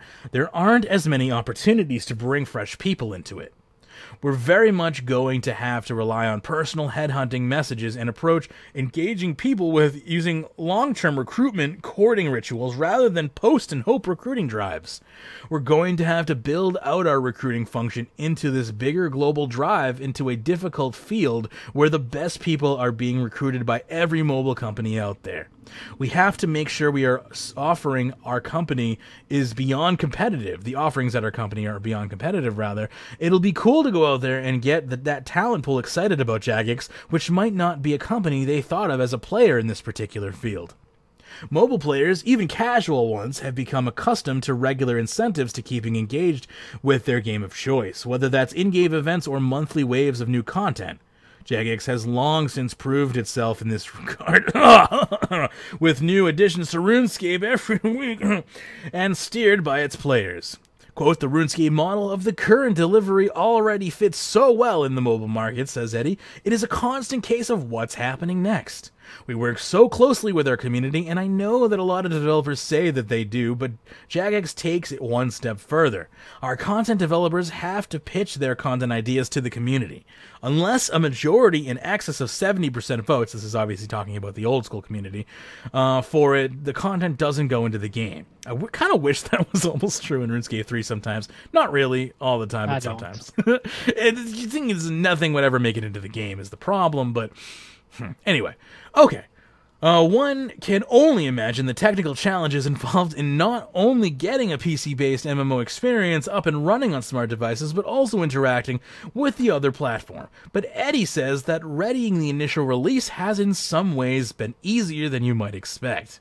Quote, the great thing about old school, and maybe this is some futuristic insight when it was first being developed, is it's perfectly suited for touchscreens because it's a point-and-click game. With fixed camera points and everything, he says. It works almost immediately as a game on mobile. Getting that UI right is obviously essential to hooking the mobile players. That's probably as much of a focus as the technicality of getting the client on mobile as an app. Eddie also reports the RuneScape team has found no issue with adding new content that runs on both mobile and PC, meaning the MMO's future remains unrestricted. Quote, there have been no red flags that we, quote, can't do this anymore, he says. This summer, we added an entire new city to the game that already works on the mobile prototype. There's no limit to the game design concepts. Everything that can be done for RuneScape on PC can be carried over to mobile. So there you go. A fairly lengthy article from Games Industry. I can finally say what I've been meaning to. I think Jagex is making a huge mistake by launching the old school client before the RS3 client. Ooh, and Delve, I don't disagree with that statement, but I'm curious to see where you go with that. I think what is going to happen when the old school client comes out is that there's going to be a bunch of press around it, and a bunch of players are going to return to the game try to log into a then realize game it's old that doesn't school. have any of their stats or any of their items. They're going to be on Tutorial Island, and they're going to have no idea what the heck is happening to them, and then they're not going to play the game. And then 6 months to a year later, when the RS3 client comes out, there's not going to be near as much hype about it, and all those returning players are going to have already tried to return and have failed to do so because they will be confused. Like, I think people who don't play RuneScape don't know the difference between old school and RS3. I mean, this article kind of shows that. Yeah. Like, if you're not currently playing the game, it's hard to understand the difference. You're gonna wonder why is my character deleted? Why am I on Tutorial Island? I think it's just gonna be bad. I think they need to That's a valid concern, yeah. I think they should be launching both of these clients at the same time. I completely agree with that statement. The fact that these are not launching at the same time breeds a similar vein of kind of uneasiness with me as well. I don't know if I managed to put two and two together to the same extent that you did, but having a staggered release like that, I think really could turn off some players if they were, mainly expecting RuneScape 3. And the fact that they're kind of debuting and featuring old school RuneScape, and I know they're not intentionally doing that, but exactly the words that came out of my mouth. It feels like that to me. Like, they are basically saying that the old school RuneScape model almost is going to survive better in that environment, and I know that's not the case. I know it's probably way easier to port old school than it is to port RuneScape 3 technically, but to the layperson, that's not what it's going to come across as, because it already kind of didn't come across as that to me before I went through some critical thinking. But just initially, yeah, coming out with old school, especially, you have a very small window for hype, and you made the mistake, in my opinion, of hyping these projects together. So now, if you're going to release these separately and hype them together, you have failed, because all the hype is going to die off after the first one. You're going to have a really hard time rerounding the hype for the RuneScape 3 launch. And even like I said, not even the hype, I think it's part of it. Even just like, players are going to return to what they think is RuneScape and find themselves a Tutorial Island instead of logging back into their old account. And they're going to have no idea why that is the case. That's just going to be what happens. And like, they're not going to come back in 6 months when RS3 hits, because people are expecting RuneScape, the main game, not old school. And yeah, I don't know. It worries me. I hope I'm wrong, but I think it's potentially going to be very harmful. I still don't know how in the hell they're going to be able to pull RuneScape 3 off on an iPhone. I mean, especially the EOC combat. I don't think anyone is really saying that this is meant for like 5 to 7 inch screens. This is meant for like 10-inch screens, I think.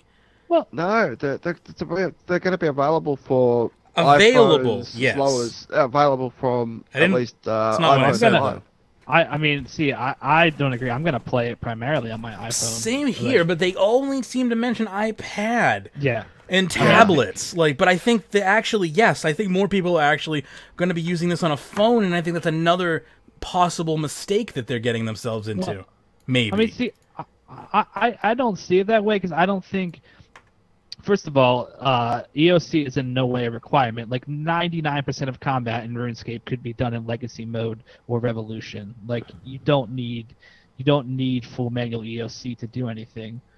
So I don't think it's going to be that hard, to port that kind of stuff. And the other thing is, like, you can hook up, if you want to, you can hook up a keyboard, or I also don't think it's going to be that hard to have like one action bar that you can just tap with your fingers. Like, it's going to be hard to do like try hard PVM. Like, somebody like David is not going to enjoy mobile PVM, but somebody like me, or especially like Magebit, it honestly might be a way Magebit enjoys PVM more, because it's going to feel more natural than a keyboard and mouse does, because it's going to be a direct interaction. Like they said, I think RuneScape is possibly the best MMO that started out on a PC to bring to mobile, just because of the fact that a lot of us hate it, but it's point and click. Like, that's what it is, and that is a huge advantage over something like, if World of Warcraft came to mobile, they would have to completely rethink the movement system, where Jagex doesn't have to do any of that. Yeah. And to me, that's the most important part, is the movement system. Combat, for once, Jagex's movement system actually benefits them. I will agree with that.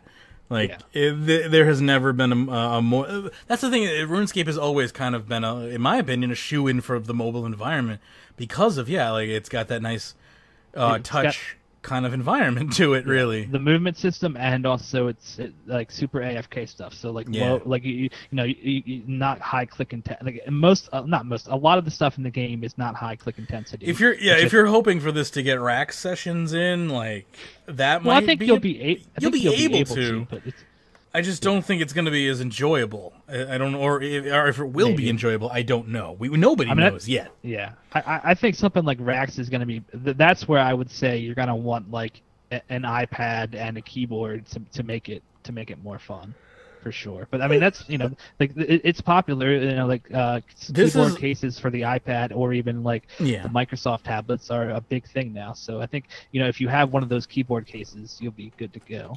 Yeah, and I don't necessarily think that... Like, I would probably be the type of person to go out and, get, ancillary devices for my tablet to make the experience better. And at that point, it's like, why aren't you just playing on a laptop? But, there's still plenty of situations where, if you're in a vehicle or on a train or something like that, or, And there's people who just don't have laptops. I mean, that's the big thing. Like it's like talking specifically about mobile phones. It's the biggest computer market out there. Yeah, definitely. It's the biggest gaming market as well. Like it is a market that is so big because of how accessible it is, and I mean part of that is because a lot of Android devices can be super cheap, so that kind of helps it as well. Is the cost efficiency, which I think Zenon was saying earlier in chat. Like a big question is how well is this going to run on device? Like RuneScape 3 is going to be hard to get to run on older devices. Like I think old school will be pretty fine on older devices, but RS3 specifically, trying to get it to run on like an iPhone 5 or something might prove challenging. I mean, I think modern hardware will be no problem. Like, I think a lot of people underestimate, how powerful modern mobile phones are. Like modern mobile phones are more powerful than the majority of people's laptops in their houses, to be honest. I wonder how far back the hardware will go. Like I put in for the beta, of course, and I have an LG G3, which I'm pretty sure the LG series is on like the G7 at this point. So I mean, you can kind of, if they release one a year, do the math on how long I've had this phone. But while we're mentioning the trying to sign up to do the mobile, you've got until the 31st of July to register your interest. Running out of days, so do it if you haven't. Good side note there, because that's only a few days. So we have a TLDW here provided by Sudi for the mobile Q&A. Sudi does kind of warn that these questions were just kind of like fired from the hip. Like there's no real order to these. So we're just going to go through them and discuss them as I'm going through these bullet points. Feel free to interrupt me, make points, and we can just kind of, take side discussions as they come here. So it starts off by opening up with mobile development and saying that old school RuneScape research started just over a year ago as far as how long they've been looking at mobile development. Old school RuneScape full-fledged development has been going on for about 4 to 5 months. Over 150,000 people have signed up for the beta so far. It's pretty evenly split between RuneScape 3 and old school RuneScape, leaning a bit more to the old school RuneScape side, as apparently there are a bit more players there at the moment. So why mobile now? It is a natural thing to have your mobile in your pocket wherever you go. So clearly, why not have RuneScape alongside that, I suppose? So they expected influx of players, of course, and this is coming out for Android and iOS. They've been talking to both Apple and Google to make sure that they're happy with the app, so they are checking to make sure that the app meets the standards of those marketplaces. There will be cross-platform play, as we already mentioned. Yeah. Sorry to interrupt, but they did mention about phones. It will be available on the Android and the iOS phones, but it will not be available on a Windows phone as of yet. It'd be a waste of development. It's not coming to Windows Phone, it's not coming to RIM, it's not coming to Palm OS, probably won't be available on the Apple Pippin. A few things it's not coming out. Will it be available on Symbian? Are you serious or making a joke? Because this is RuneScape we're talking about here. Making a joke. I wouldn't be surprised. For whatever reason, there was we have one Symbian developer here. He has taken it into his hands. He's just decided to do his own thing, and we're going to let it happen. That's basically how old school RuneScape happened, right? Anyway, let's see here. Physical restrictions, like efficiently switching prayers for Inferno Cape. This is going to be hard. So there will be physical restrictions, I think is what they're trying to say here. Not doing mobile-only Iron Man mode. what does that even mean? Mobile only Iron, like another mode where you can only play Iron Man on mobile? That's stupid. Yeah, it was basically a meme. People always make those. Oh, you just ruined my whatever only Iron Man account. So. Okay.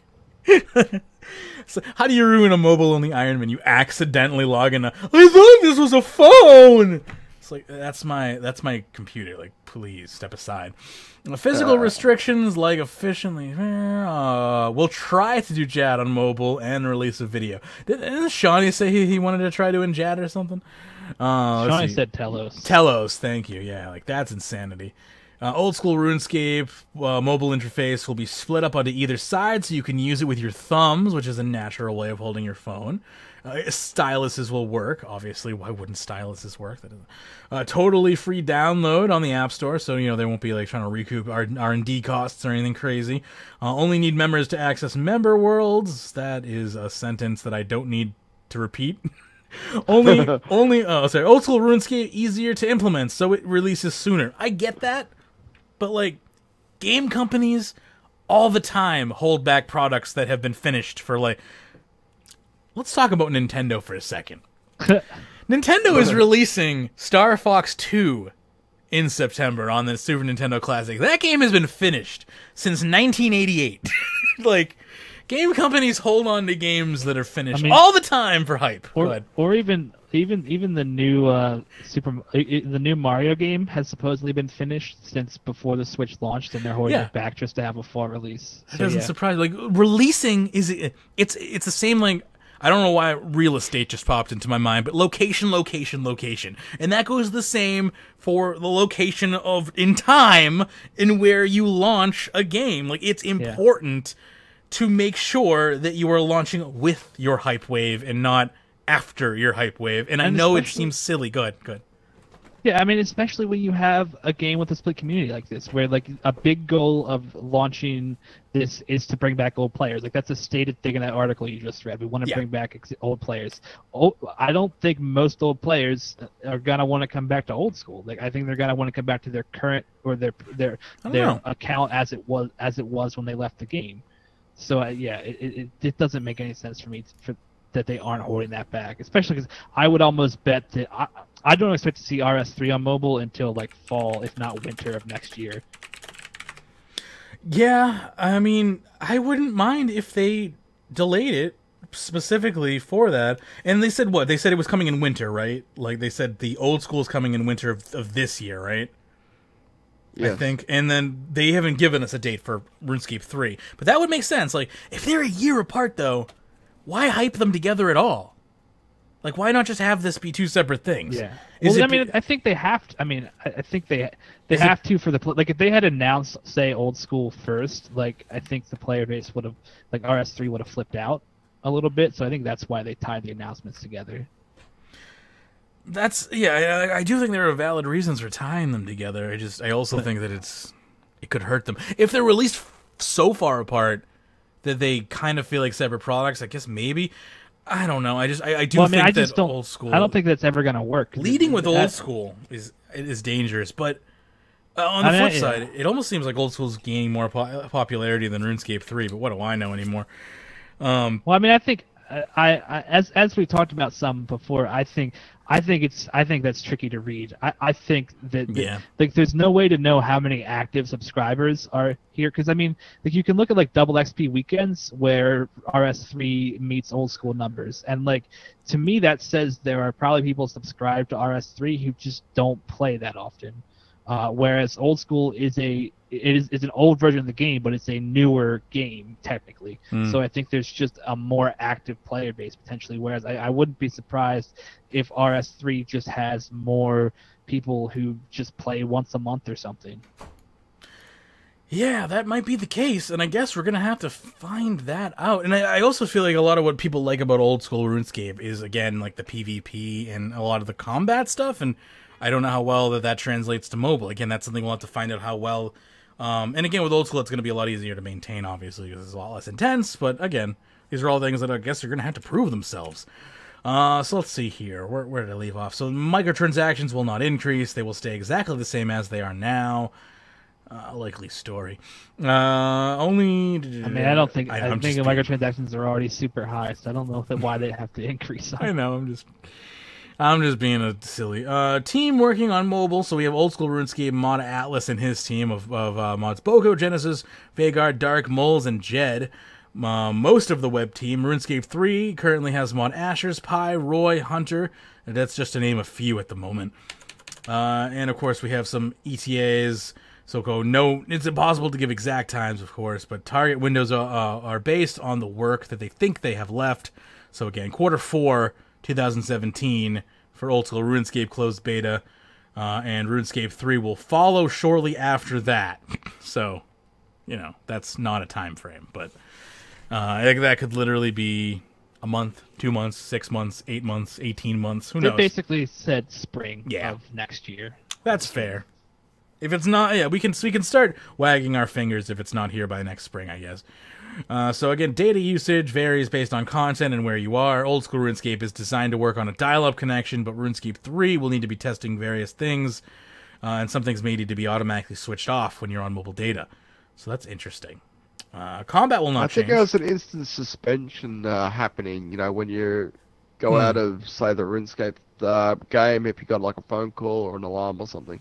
I've always found RuneScape to be fairly data-friendly when I played it on like a mobile, 3G card or something back when those were a thing, There was a time when I pretty much used 3G as my internet, and RuneScape was pretty friendly.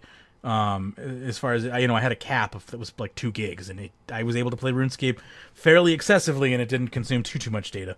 And that was from a desktop, or well, a laptop, but you get the point. Being not a mobile device that would, probably take less resources, you would assume. Anyway, combat will not change. The intricacies of combat will be more difficult than on a PC, but entirely possible. Up to the players to find out what they can and can't achieve.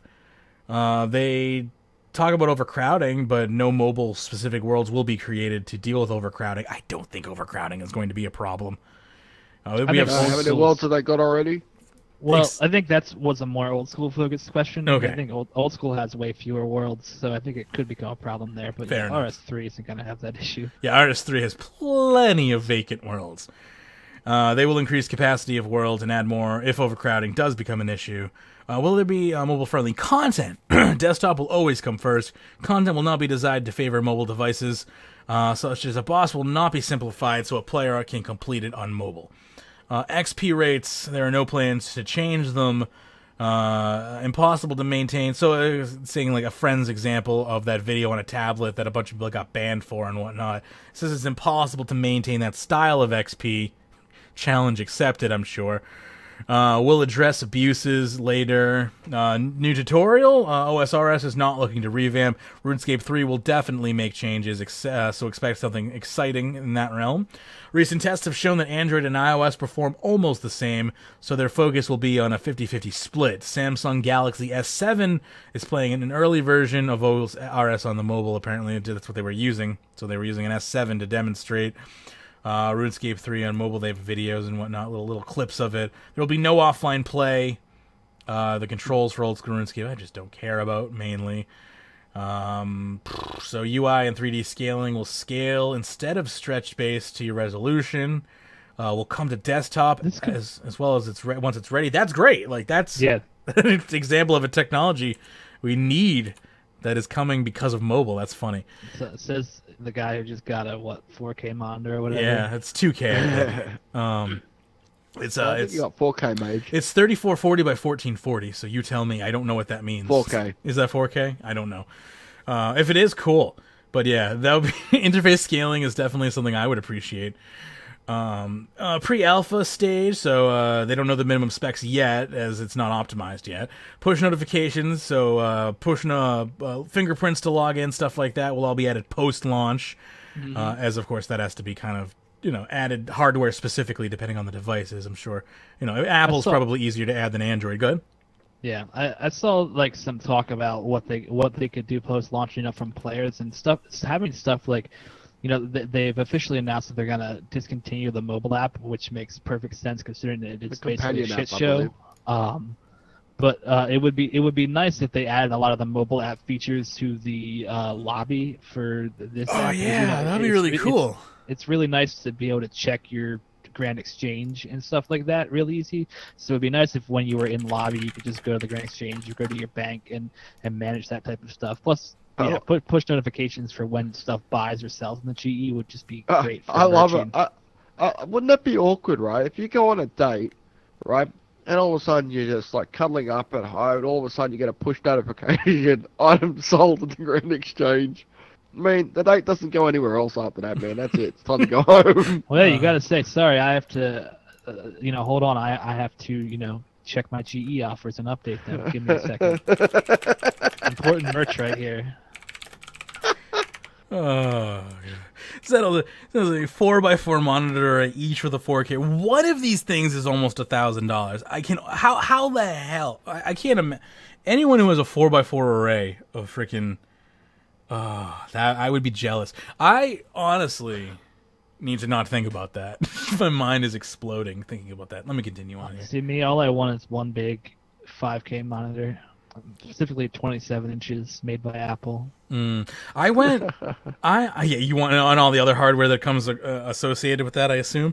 I'm happy with the monitor that I have. It's I went with ultra wide for editing purposes, but I got a 34-inch ultra wide, and it's great. I can for editing at least because I can. Gaming is like most games do not have that, it's like what 2119 or something. So it's like this or 20. It's this bizarre ass resolution aspect ratio that most things don't use, but it's great for being able to see like a whole video editing like timeline at once or whatnot. Anyway, let me get back to where I was here. I don't even know where I was, but I'll figure it out. Localized, same as the desktop client, so any languages you had there are going to translate same. Game updates, old school RuneScape. Current updates are 2 megabytes, but that's because we don't prepackage the cache. Even including that, it's still sub 50 megabytes, though. Wow. We'll prepackage what we can so 50 megabytes isn't done over 4G. RuneScape 3 will be larger, but we can't tell you right now. I would expect it to be at least a couple of gigs on your phone. Like, at least.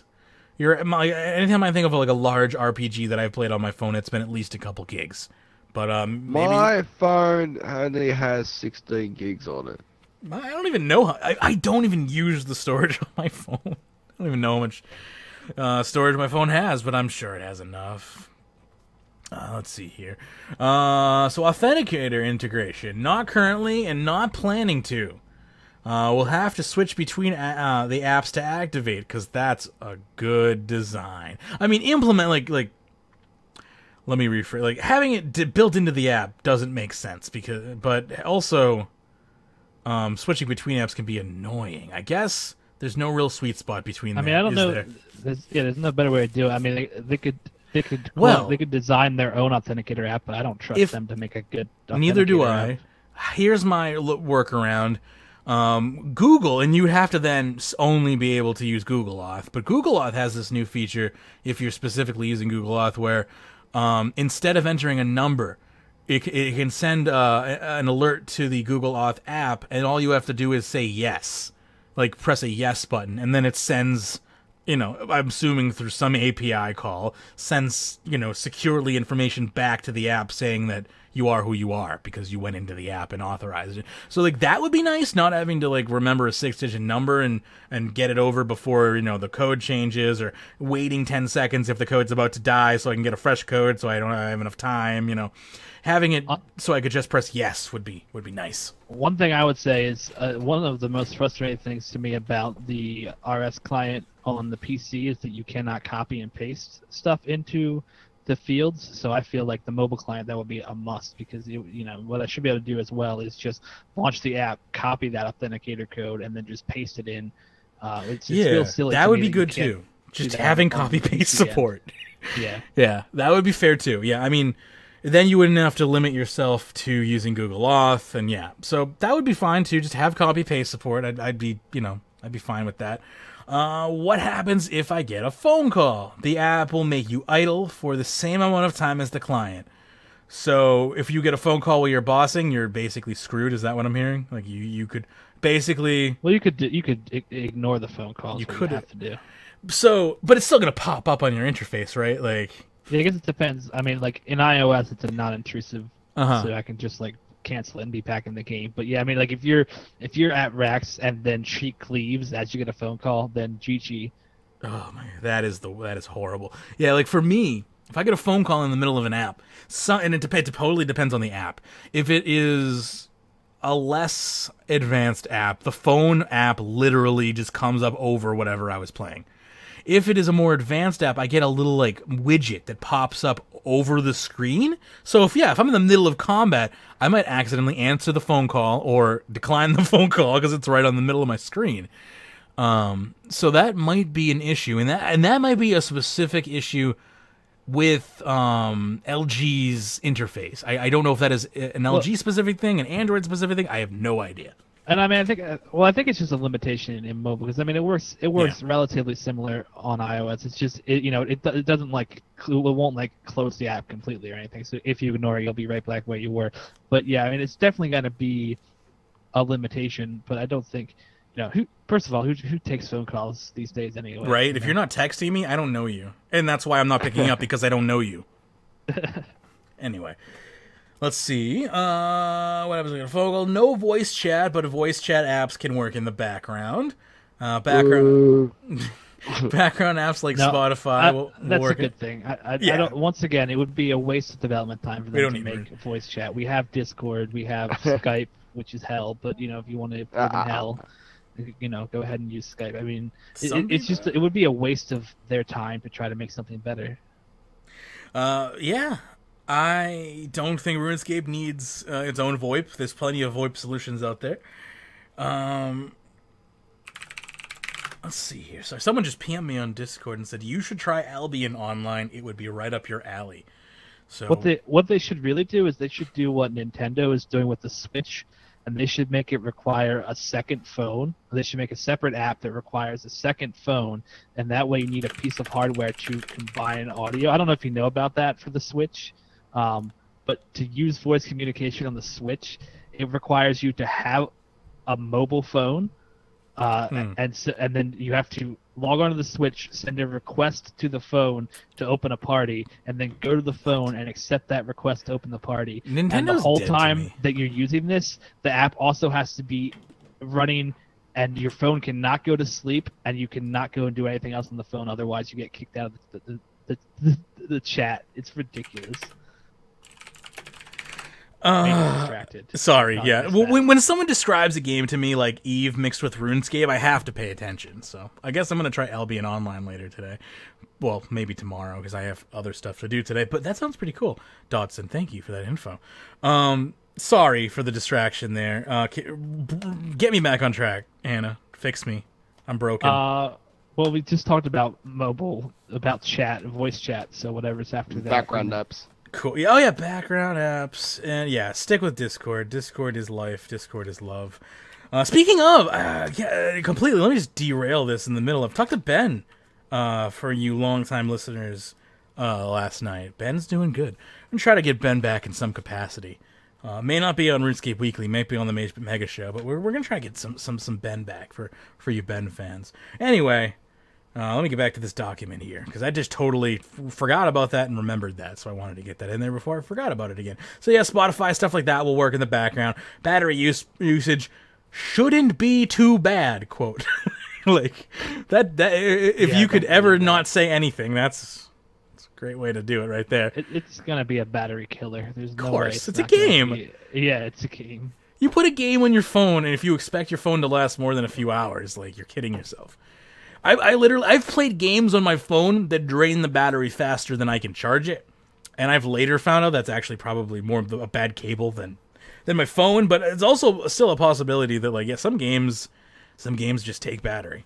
And I mean, it's also, if you don't know this and you want to get prepared for RuneScape Mobile, you can buy USB battery packs out there that have huge batteries that are like 5 to 10 times the size of your internal phone battery. Sure. For like, I've already $100. Yeah. Yeah, I got one up here. I charge it up, and if my phone goes dead, I use that to charge it up. Yeah, my phone is currently pregnant with like a 10,000 milliamp battery right now. I threw away the one it came with. And the ones I'm talking about. Well, I guess if you're on Android, you can buy an external battery. Sure. But like my personal favorite is it's one that you just plug your USB cable into. You stick the battery in your pocket. Yeah, I have one of those too. Out of your pocket. Yeah. I have one sitting right here. It's I got it at Target for PAX a couple of years ago because I figured it would drain my battery would drain at PAX, and yeah, they totally add like another 8 hours like easily for just like web browsing for gaming. Yeah, it could probably also add a couple of hours easy too. Yeah, for sure. I love that thing. It's super nice. I'm running over all my cords here. Let's see. What else? So battery uses. Beta testing, automatically collecting data through Android and iOS. Feedback from players. Bug hunting. No requirements yet, but we'll be targeting based on devices owned. So I'm hoping that me having a slightly old phone will actually make me more appealing than less appealing, because they'll be trying to get a diverse amount of phones. I've got the lowest possible end on these phones, which with an iPhone 5, so... Yeah, my G3 is... I got it in like 2013, 14, but it was top of the line when I bought it, and it's starting to get crappy now after like 4 years of having it. So if they want like a mediocre phone, I'm your man. Go ahead. Yeah. Like I've been using the iPhone 6s Plus, and I had the 6 Plus before that, which are basically the bigger screen versions of the iPhone. And I was getting super tempted to switch back to last year they re-released a really small screen one, the size of the iPhone 5 that DX has, and I was like, I'm gonna hop back to that phone when I get a new phone. But now that RuneScape is coming to mobile, I'm like, maybe I'll keep my giant ass phone. Yeah, right. My phone, I've been trying to break my phone subconsciously for like 6 months now. I pitched my phone like 40 miles per hour at a wall yesterday. I was angry at it for whatever reason. I was trying to look something up and it was just taking forever. So I straight up like fastball and like just pitched it at the wall. And I'm like, as it's careening through space and time, I'm like, this is the end of my phone. Guess I'm getting a new phone. And then it veers off the course from the wall and it gets cushioned perfectly in like a pillow. And I'm like, well, I guess, like, I can't kill this phone! I bought the LG G3 that came out this year, and it wasn't on their list. I love the LG phones. Like, I love LG in general. They're one of my favorite, like, electronics manufacturers. Hopefully I don't know they don't have some dark secret I don't know about now that I've just, like, endorsed them. But, that's a shame that it's not on their list, because I love LG phones. What? They eat babies. Isn't that... never mind. Almost made a horribly racist comment there that I didn't really think about. Thank God my brain has auto-filtering built into it. That's such a good feature. Now it's time to crack open a nice sparkling water. Oh yeah, I forgot another new feature of the studio. I got a mini fridge under my desk, so no more needing to go get drinks. Let's see here. What about a bottle if you need to pee? That's becoming the last problem. All the liquid that I'm drinking still has nowhere to go. Like, I've thought like it would be great if I could just put a urinal right on this wall. If I could put a urinal and then I didn't even have to get out of my chair. I just kind of like, twirl to the left slightly, spread eagle, and just push as hard as I can. Oh God, I'm so sorry for that image. That's why everything I just made the floors linoleum for easy cleanup. All right, I'm done. That's the reason why your studio is only 75% done, because you haven't found a place for your urinal yet. Right. All that needs to be done currently is to get the soft lighting set up, and the green screen. The second part of the green screen needs to be hung, and I think that's pretty much it. And I just like you can see some of my you can see the webcam on Geekcore Gaming if you're interested. I did some without the green screen. Without the green screen it doesn't work on this layout, so we're almost there. Where was I? So again, there will be mobile beta lives. The mobile beta will be on live servers. There's no plans to do RuneScape Classic. That's okay. If you want RuneScape Classic on mobile, there are plenty of options available for you already out there that are not being done by Jagex. Old school RuneScape desktop client is limited to 50 FPS, but the pre-alpha mobile is shown at 60 FPS. That's pretty good. So that, I mean, does that, if I can see 10 more frames per second, that means the mobile version is an unfair advantage. I'm just kidding. What about the tick system? Right? You find out the mobile system just has a, I don't, that would be the next big thing for me if they could just, it's like RuneScape's now on mobile with no tick system. Well, different tick system, obviously. Can't say no tick system. And there's just, you know, here's the key. Like with all Jagex products, don't fix the problem, change the name of the problem. Like, we'll just change it from tick system and we'll just call it... we'll just, the talk system. Exactly. We'll just call it... I was going to go with refresh rate, but I like talk system way better. Yeah, man. It implies a level of cognitive dissonance that I just really appreciate. All right, let's see here. Thought of Hannah. Yeah, I like that. All right, so this shouldn't affect update frequency. Not all updates will require an app update, which will be good as well. So you won't be constantly needing to, you know, connect to the app store to re-download your app. So that's good. The companion app will be decommissioned. Everything you can do in the companion app will be done on RuneScape Mobile, and details of when will be provided shortly. Unity developer job listing, unrelated to RuneScape Mobile, so that, just to be saying that RuneScape Mobile is not being developed in the Unity platform. They just happen to be developing something else that they require a Unity developer for. So, you know, something we didn't find out is we had that Mod Shawnee freak out a few months ago of Next Gen. Oh, yeah, like, Next Gen. Do we all think this is what it is? No, I can't think this is Next Gen. I mean... It's not Next Gen. That's the thing. It's like one of the things that stood out to me the most. That's an internal slide. I imagine they could sell it to, you know, they might talk to their investor or their owners that way. Like, you know, this is the next generation thing for them, I guess. RuneScape. Yeah. It's just the one thing that really stood out to me in that games industry biz article was the fact that, like, it's not next gen. Like, mobile game MMOs have been doing mobile iterations of themselves or have added mobile extensions to themselves since like 2005. Like, this is not new. They, though? Has an MMO that was PC. Rift is my first example that comes to my mind. They have a full client. No. It's extension was the thing I wanted to. Well, like, that was the point I was going to get to. Yeah. I don't know of any other MMO that's put a full client, you know, that's not like mobile only MMO or mobile first MMO, or like launched after mobile came out. My brain is trying its hardest to just scan through every image it's ever seen ever to try and prove you wrong, but I'm currently coming up empty-handed at the moment. I'm also just like trying not to think about the times that I've like hacked RuneScape onto a mobile device, and not the times that I've played RuneScape via TeamViewer on a mobile device. Like, my brain is constantly like, what about this? And what about, like, no, like, that's not workarounds, brain. Are there any other games that you've played legitimately on mobile devices that also play on PC? And I can't come up with one at the moment. Maybe I will, maybe I won't. But yeah, I mean, that itself, to say that it's a completely seamless transition from one platform to another is definitely, without being able to think of anything, I guess it's new tech. I don't Minecraft. There you go, Minecraft. Not an MMO, but definitely a game that is. Can you play Minecraft on like your mobile device and then pick right back up on it on your PC? No, or is not it currently? They are.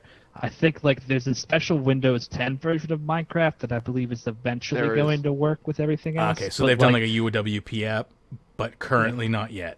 Okay, but also like the original Minecraft doesn't work that way, and the one that has like all the mods and everything, like they basically brought the mobile version of Minecraft back to the PC, and they're not that different. It was just like they just didn't have the time, I guess, to make compatibility between servers. I don't really know why they didn't do it, because they're not really that different. It's just Unity developers isolated them. Mage, this is your chance. Yeah, I gotta figure out how to. I've had Unity open for at least 18 hours now, and I figured out how to use maybe one feature. So, you know, they may not want me yet. Sorry, a little distracted there. So, can't log into the same account on mobile and desktop at the same time as you'd expect. Steam was explored, but didn't happen. Yeah, go One of my biggest idea when they said we're going to announce something big, and they hyped this up for like a week or two, I basically thought it was either going to be mobile RuneScape, but my main bet was that it was going to be multi-logging on a single account, and I was actually kind of surprised awesome. that wasn't what it was. It would be pretty awesome. It would definitely change the game for a lot of people. Wouldn't bring like me back, but it would be a real good quality of life feature for us hardcore players. Although with the bullshit that went down in old school last month, I am honestly like don't want to play that game anymore. So I don't know. Like if they added, like I used to want that feature because I thought I would play old school RuneScape, but now I'm so disgusted by that community that I don't know if I want to. Fair enough. And I think that's a very valid opinion to have after what went down. Finally here, to explore after launch is haptic feedback. So like what if a rare item drops while you're on mobile or something? That'd be crazy. Yeah, like you could have the device vibrate to respond to that or something. So that would be interesting.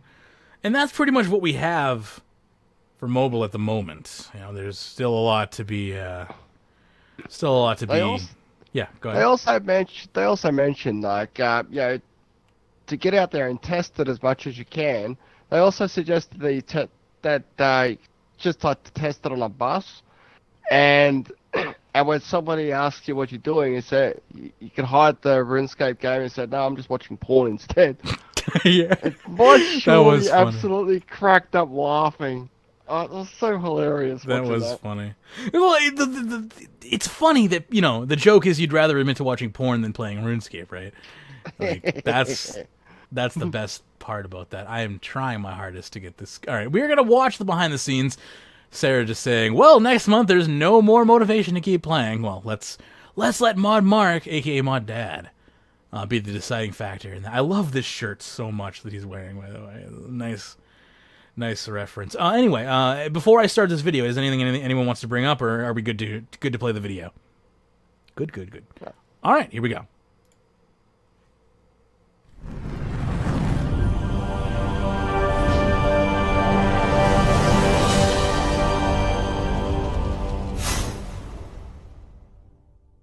There's plenty of sandy shenanigans throughout August as the beach returns to the Lumbridge Crater area.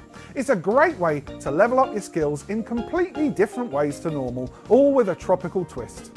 Take on the lobster-like boss monster Claudia, try your hand at the coconut shy, or treasure hunts, sandcastle building, battleships, rock pools, beach ball rolling, hook a duck, weightlifting, or barbecues, with handy portals to your favourite distractions and a brand new Terrorbird racing course.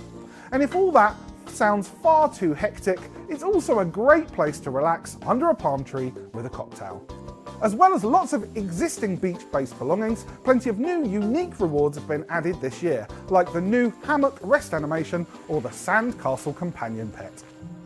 Part 2 of our new look achievement system also hits the game this month, bringing some new features and interface improvements based on your continued suggestions. We've got a player inspect feature where you can see other players' achievements and measure yourself against them in side-by-side comparisons, even comparing the new achievement score we've added, granting different points for every achievement that you've earned based on its difficulty. We've also added a bunch of new ones too about random fun stuff, minigames, and several relating to PvM encounters. A new type of hunter foe has appeared north of the Tyrus camp, and it's the elusive Crystal Skill Chomper. Just like the other Skill Chompers, it's a wieldable critter that massively increases your efficiency in XP training at those top levels for divination, fishing, mining, and woodcutting. You'll need a whopping level 90 hunter to try and catch them, but they function just like crystal tools and offer a fantastic rate of hunter XP when you do. We've also added a new bonus to all skill chomper hunting, where high levels of agility now allow multiple skill chompers to be caught in the same trap. There's plenty of other things going live in August too, like improved ways of earning skilling outfits in-game and timed high scores, as the ninja team double in size and take on your most wanted improvements. Live streams will be busy too, as we talk at length about our unfinished business, and, as promised, in a team dev blog that's out now. Finally, I thought I'd let you know about some planned changes to some of the ways you pay for RuneScape. the new payment page on the website is being updated to be a better, slicker system, allowing you to spend less time paying and more time playing. So don't be freaked out if you see some changes. Have fun in the sun. Wooters out.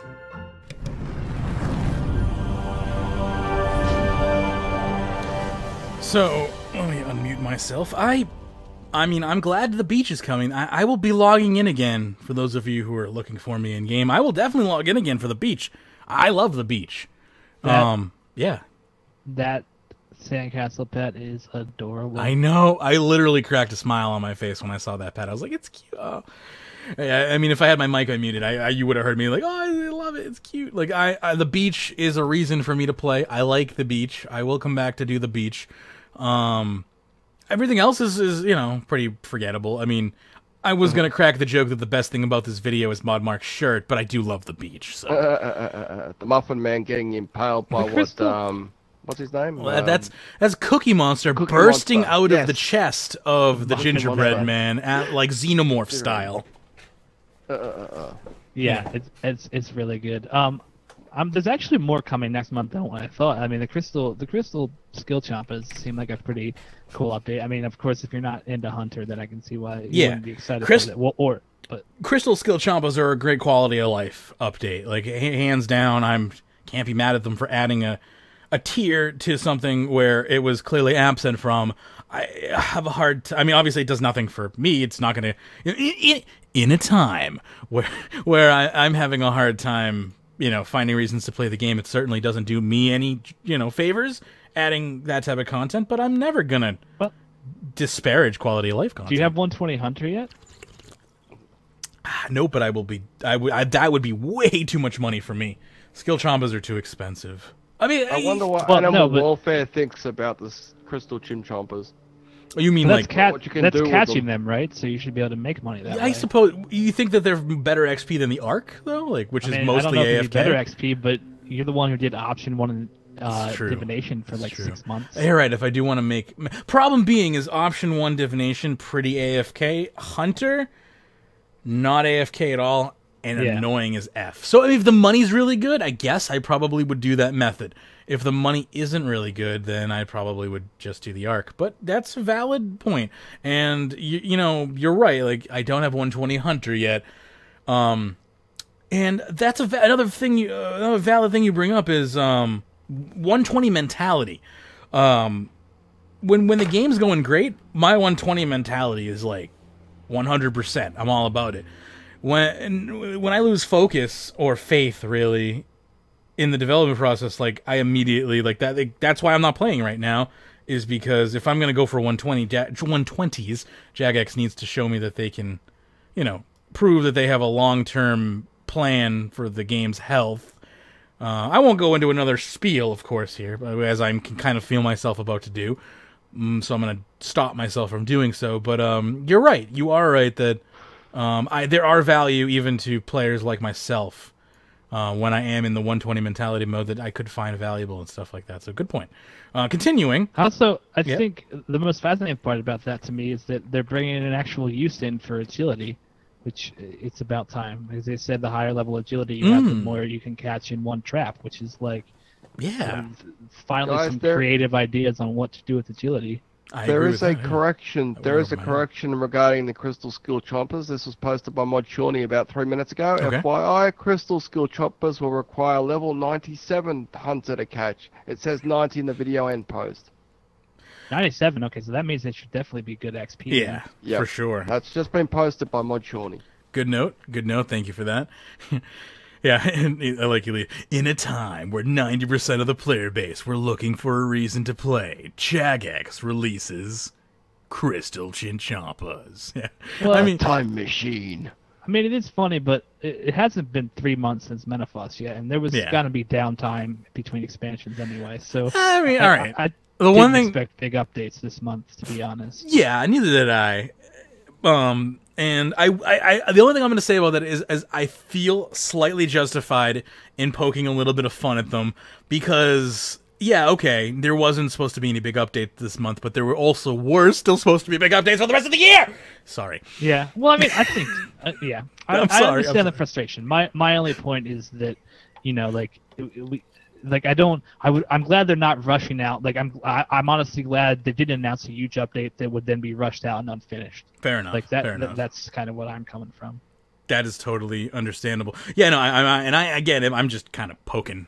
I'm just being a shit disturber at this point. Yeah. I'm also noticing I have at 1 o'clock. I have to go, so we have 30 minutes remaining in this show.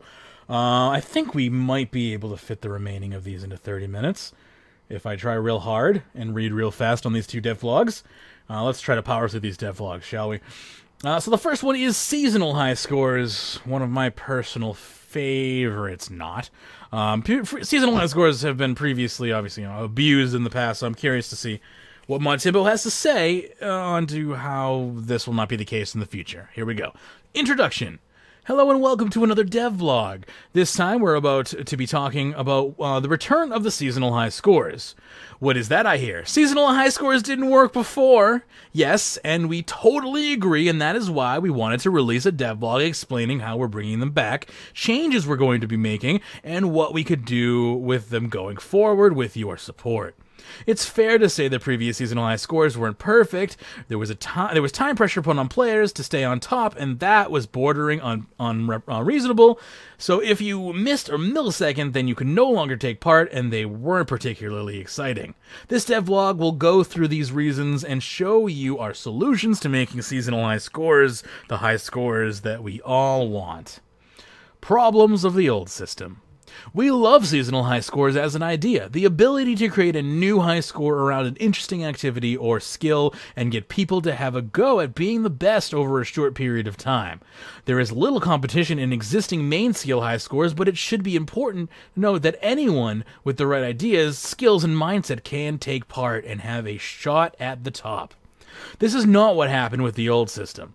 Instead, amount of effort was valued higher than the quality of that effort, which led to you guys feeling like if you never got it in the first minute, the high score, then you wouldn't have a chance to win, which, I mean, was technically true, if you ask me. Not only that, but if you started to take part in one of these high scores, you had to dedicate a huge amount of time to making sure that you were still in shot of coming out on top.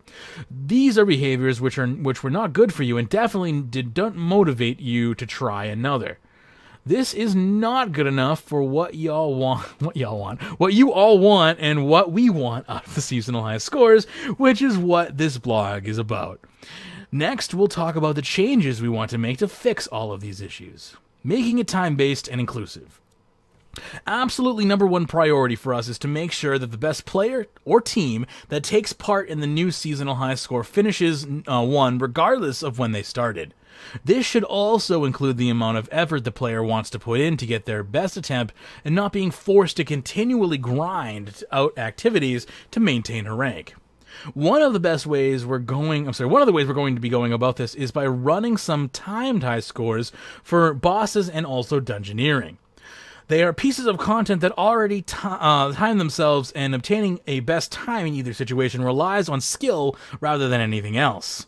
We see these timed activities as one of the best ways of running seasonal scores for the foreseeable future, but would love to hear of what you all would like to see going forward. So that actually is a great example of one that really can't be, gamed beyond like your skill. So that's a good place to start. I like the fact that they mentioned dungeoneering. Good luck, mage. Yeah. High scores you want to take part in. Seasonal high scores are for you. We want to provide the platform for you all to compete against each other based on skill, and then reward high-skilled players for their achievements. This is why it's important that you let us know what you think about our first set of high scores, what sort of seasonal high scores you would like us to see implemented in the future, and perhaps more importantly, how we should reward people who take part in these high scores. When it came to running new seasonal high scores, we've had a lot of discussions internally about whether or not to bring back old rewards and reward systems. However, we think that it should be kept to you as the high scores, so we have a poll running shortly, starting on the 26th of July, so that's already started, which will be asking you how we should go about doing it.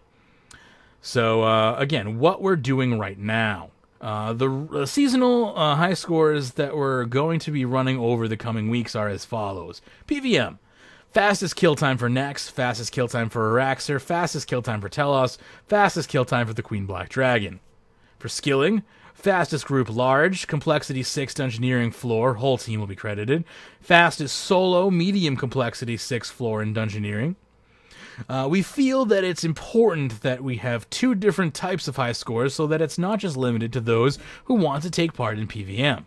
Dungeoneering has a passionate community surrounding it, and with it already being timed, it fits perfectly into our way of thinking and providing a skilling alternative. Also, it's basically PVM.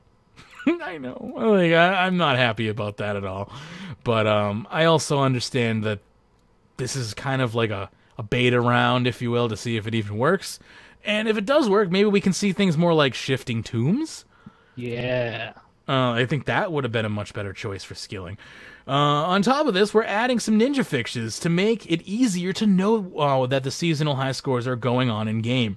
Below are some screenshots, so you can kind of take a look. So you'll be able to know pretty much from the game's pop-up interfaces, you know, what the current rank is, where your rank is in relative to that, and what your current score is. So, of course, that is just the beginning, and we definitely want to do more. So, if you have any ideas, then there you go. This will be a great place to suggest. Again, I think like shifting tombs would be a good start for skilling. Timed high scores are also a great way to keep, you know, abuse out, I think. So where do we go from there? I guess that's really up to us at this point. What about Shattered Worlds? Add that to a time. That would be a good one for combat, yeah. And I'm not saying dungeoneering isn't a good one. I think it's kind of a hybrid of the two. Like, it's really more combat than skilling, but it does, it does employ a lot of skilling. Especially when you're rushing floors. Like, you don't actually. I mean, you open doors and you solve puzzles, but like all the skilling stuff in dungeoneering, mostly you skip ignored. when you're rushing floors. You don't actually like chop the trees down or anything. The only time you do skilling is when you're forced to. You know, in dungeoneering, because it's in your way. It's an obstacle to overcome. It's not necessarily actually skill. I don't know. Anyway, but even that, like I guess if you have a skill door that you need to make like a potion for, then you'll do some skilling. But like, you know, it's not very often. Yeah, I mean, Rubik's saying speedrunning seasonal high scores. That would be really cool. Like having set challenges that you speedrun through.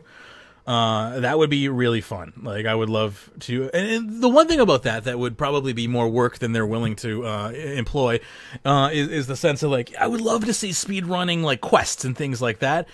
And I guess that would require them to spend the time developing the necessary mechanics to replay quests. Oh, poor Jagex. Something else that I've always wanted in the game. More replayable quests. So, I mean, you know, it would kind of be like an opportunity for them to develop a technology in the game that doesn't exist now that could be used modularly in the future with other quests, you know, optionally depending on the developer of the quest. I don't know. I would love it. Seems like a lot of work, though.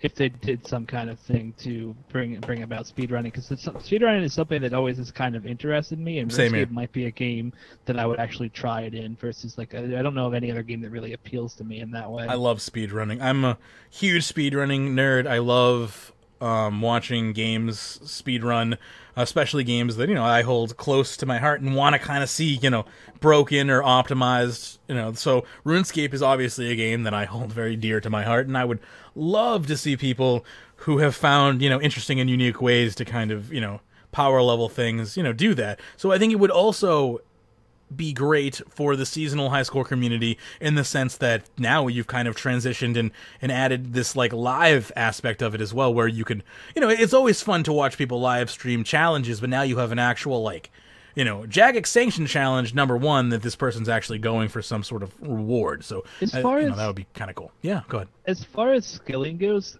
couldn't they introduce something like where it's either like quickest person to like quickest way to gain like 5 million XP in the skill or something like that. Like rather than having like old seasonal high scores have basically been like whoever gets the most XP wins, but which have been gained quite a bit, or like also it limits who can participate. But if you just said whoever can get 5 million XP in this skill in the quickest way possible would win, I guess they don't have a way to track that, but to me that would be an interesting high score type thing to have. Yeah, that would be interesting. There's some potential.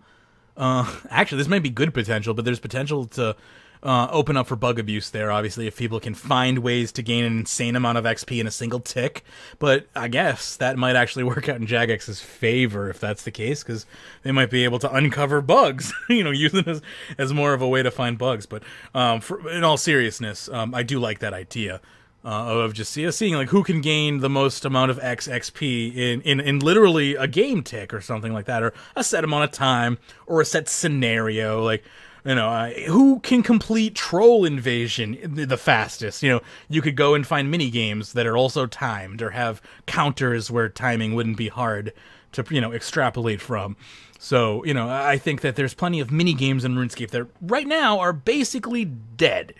You could breathe life back into some of them by propping them up with seasonal high scores. And again, it's life support and it's artificial life, but I would argue that so is Thaler. So, take that with a grain of salt, I guess. Just an idea. I'm sure there will be plenty of better ideas flooding the Reddit and the forums now that this is a thing. But seasonal high scores making a comeback. Interesting. Really didn't see that coming.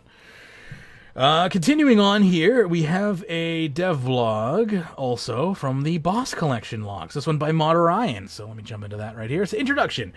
You know how we said we wanted to keep you up to date with what we're working on. Well, that's exactly what we plan to do, and with that comes many more developer blogs. For this blog, we'll be focusing on a project we're currently working on known as Boss Collection Log, a system which records unique items obtained from bosses and allows you to showcase your boss expertise to others. Sounds interesting, right? Let's get started. How it works, and of course, note, this is still a work in progress, so everything is subject to change. So how does it work? When you obtain an item that is part of a boss collection log, it will be now tracked, and total obtained items will be displayed within a collection log. The log is mainly separated so that each boss has its own collection of items. However, there are a few exceptions to this where we have decided to group them to the number of drops they have or other drops that they share. The exceptions to this are Liberation of Mascab. This collection has items from both Beastmaster Durzeg and Yakamaru. The Tsar. This collection has items from both the Fight City Caves and Fight Kiln. When selecting a boss, you will be able to see exactly how many of each unique item you've obtained on the right, so there's no need to manually record your drops anymore, as this will do it for you. The star in the top left currently acts as a favorite button, so when you next open the interface, it will default to that page. However, as this is still a work in progress, we're planning to remove this and allow you to access the collection log via the Beasts tab. Sharing your progress. We know how much you guys love being able to share your achievements and progress within RuneScape, and because of this, we've added the ability to quick chat every single drop. That's right, you'll be able to tell your clan exactly how many Malevolent Kite Shields you've obtained, or whether you've managed to obtain that elusive Vitalis pet. You can select the chats that you'd like to share with, and then click an item, and it will send that information out. Not only that, but other players will also be able to respond to this quick chat message with their own progress. Nothing like some friendly competition, right? So this is kind of like the latest version of like a shift-click system I've ever seen in an MMORPG ever. Like what World of Warcraft had like on launch. I'm sorry, I'm teasing. But, the ability to kind of show an item in chat, and in this sense also kind of display how many times you've obtained said item, that's more RuneScape related, right? That's the RuneScapey nature of that. Most games aren't like, I've gotten 7 appraisal wands, but you are able to be like, yo, check this item out and drop that into chat. So it's kind of got a little bit of that and a little bit of this, a little bit of RuneScape mixed with a little bit of what every MMO does, and that's what I like about RuneScape development generally, is they tend to add their own spice to it, and I think this case, that's fairly evident to that right there. Anyway, I'll continue on here with completion rewards. When it comes to PvM, we know that there are many different types of players, some who love to kill any boss, including group bosses, and others who have a favorite boss which they like to stick to. Knowing this, we wanted to give you the ability to show other players that you really mastered a boss. Having killed a boss hundreds of times with RNG on your side, we plan to add titles for having obtained all unique items from that boss. You'll be able to walk around the game showcasing your specific boss expertise. This isn't necessarily going to be a case for all bosses. Some examples of things we're currently looking at include Virago will include the Omen's outfit. Chaos Elemental has a large number of PvP armor and weapon drops. We're looking to group into this just obtaining one of those. Angel of Death will only require you obtain one of the chests. Finally here, the technical stuff. If you're interested in knowing some of the technical stuff, then read on. As you can imagine, we're now tracking a lot of items within this system, and because of this, each item we are able to track up to 255 of, at which point it will no longer increment. This is due to the technical limitations of splitting a 32-bit variable so that we can use it for more than one item. Essentially, a single variable is being split into 4 sets of 8 bits, and 8 bits allow us to store from 0 to 255. Some of the items that are referenced in this collection log are things that we already track, such as boss pets. We made use of these variables, which means in the example of boss pets, the collection log will only show that you have obtained it once when you activate the pet unlock item and not when you receive the drop itself. Not all items within the collection log will count up, as there are items that can and should only be obtained once, and we feel as if it would be a waste of storage space to track items beyond this point. Yeah, I would agree with that. And see, finally here, questions. We imagine there will be questions. Below are some we've tried to answer in advance. So, will this show items I've already obtained? No. This update introduces the tracking variables for the items, meaning it will start tracking from the start of this update. Question, how... And yes. I'm really frustrated with that because I pay for RuneMetrics Pro, which right? means they have been tracking my drops. So didn't even think of that. They should import my freaking information. They really should. I did not even think about that. If you have been using RuneMetrics Pro, that data should absolutely be importable. What's the point of paying a monthly fee if they can't even do anything with that data?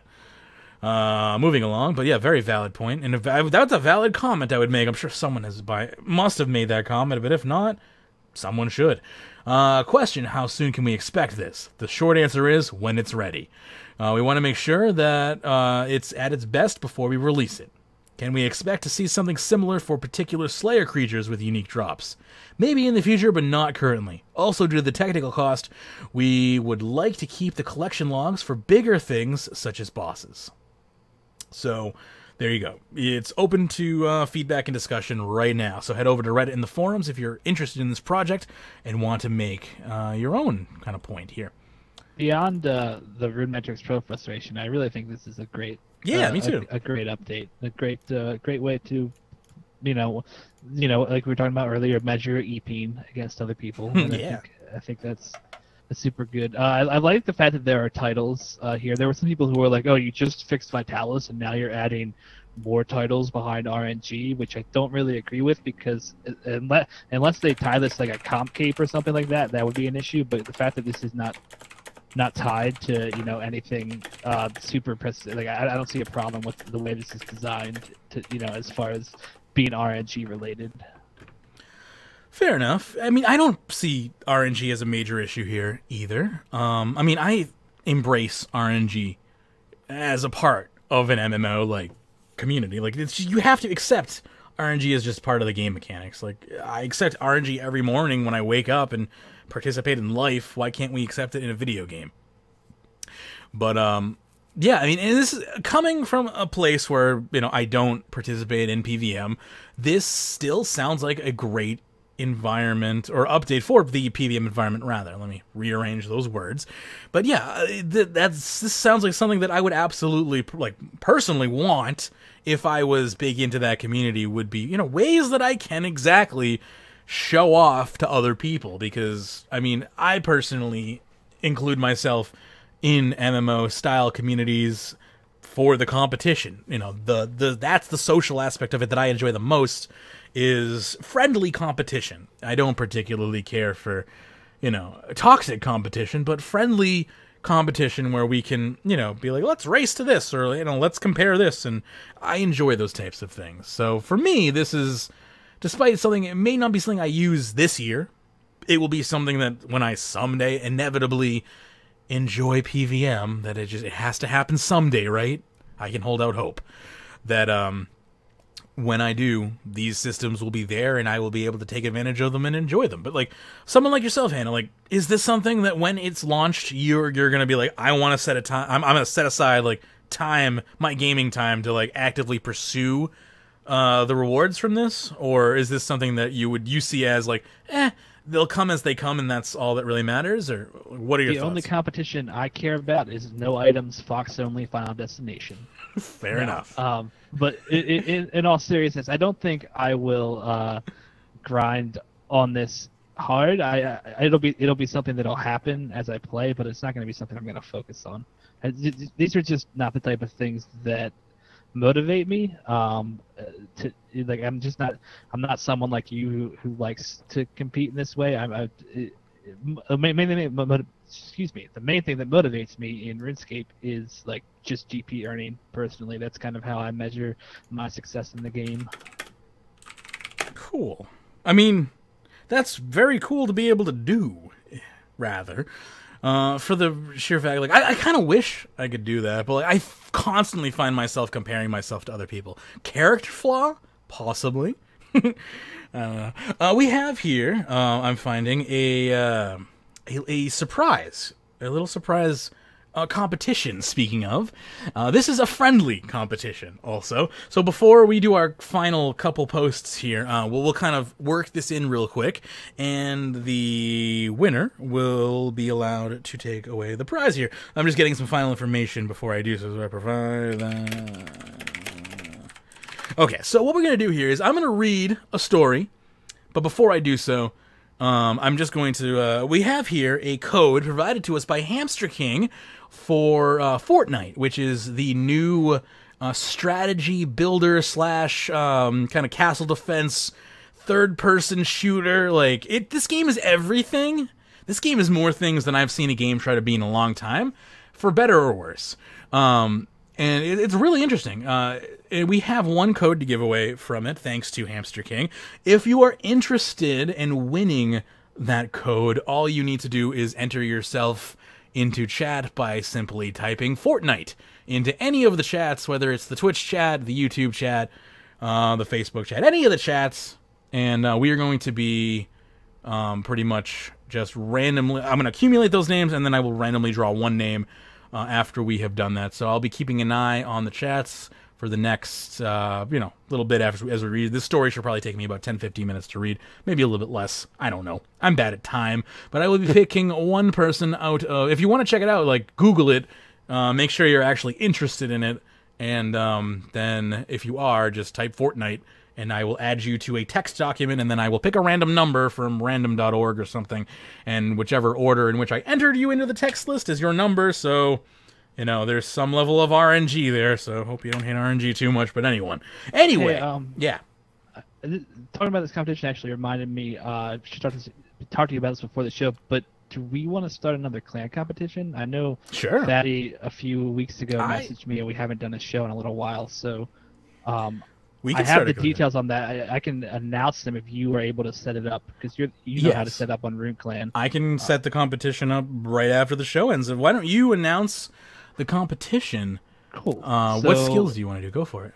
The next month's skill is going to be Herb Lore. It's going to be a 50 mil prize pot, 25 mil for first place, 15 mil for second, and 10 mil for third place. I imagine, I don't know, will we start it at the beginning of the month, or do you think we just start it? I can start it whenever you want. I can start it August 1st. I can start it literally today. Let's start it August 1st, since we're pretty close there anyway. Yeah. So we'll say it will be starting this Tuesday. So if you want to go ahead and participate in that, get your Herb Lore unfinished potions ready to go. Yeah, and join the clan if you're not. All right. So this is an interesting letter that was brought to my attention yesterday. I believe it was by Elite Power who posted this in our Discord chat, discord.runeweek.com, and brought it to my attention. I believe it was also brought to my attention by DX and a couple others. We retweeted it. It was retweeted 86 times in total. So it made its way around. You may have heard the story. You may have not. This is probably the first and only time I've ever retweeted a story about being banned and actually felt like this needed to get out to Jagex. So we're going to talk about this and see exactly. This is Fortnite, N-I-T-E, by Epic Games. So it should be from, I believe, epicgames.com. There you go. Epic Games made this, and I believe there's another developer on board with this game as well. Is it Gearbox, I believe? Was one of the developers that worked on this as well. I think Epic is the publisher, Gearbox might be the developer. The art style is very Gearbox. Anyway, here we go. This is Kate Strickland's story, and it says, "Dear anyone who will listen, my name is Kate Strickland. My in-game name is Katya86. I am writing to you in the hopes that you will take a few minutes to listen to what I have to say. I realize I am but one player who is reaching out to the community, especially over something as frequently raged over as a banned account. Yes, my account is currently under a temporary ban, but please don't stop reading until the end. My intent isn't to rage. I promise. 4 years ago, I was a freshman in college just starting my independent life. I was a competitive cycling fanatic and had my left my inner gamer somewhere back in middle school. However, 6 years after moving to university, I was on my morning training ride when I was struck by a car and left a quadriplegic, only able to activate my biceps and some shoulder muscles. For longer than I care to admit, I was depressed and did little more than lie in bed feeling sorry for myself, unable to do anything without assistance. I felt isolated in a world full of people that saw a girl in a clunky power wheelchair, immediately assuming I was mentally inferior or otherwise avoiding me. However, I eventually taught myself to use a touchscreen tablet computer mostly independently.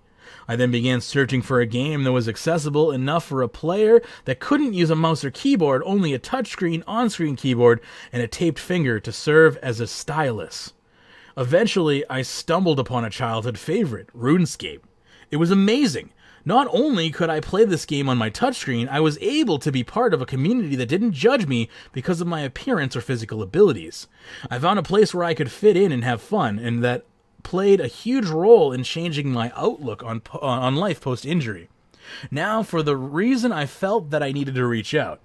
On August 16th, 2015, I was shocked to be kicked out of the game with a message communicating that I had been banned for macroing minor. Though you have no reason to believe me, I will say anyway, I have never botted, and honest, don't even know how to bot. Yes, I'm probably a bad gamer for not knowing about this. Upset and in a minor panic, I went to Twitter and contacted the Jagex support page.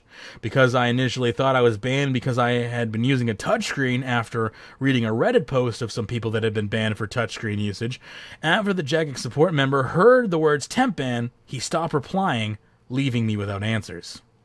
Later on, I realized it was possible I was banned because of my voice recognition software, Dragon Naturally Speaking, that I use to write papers because I am unable to type, except by pecking away at an on-screen keyboard, which is how I type in-game, and it's painstakingly slow, I know.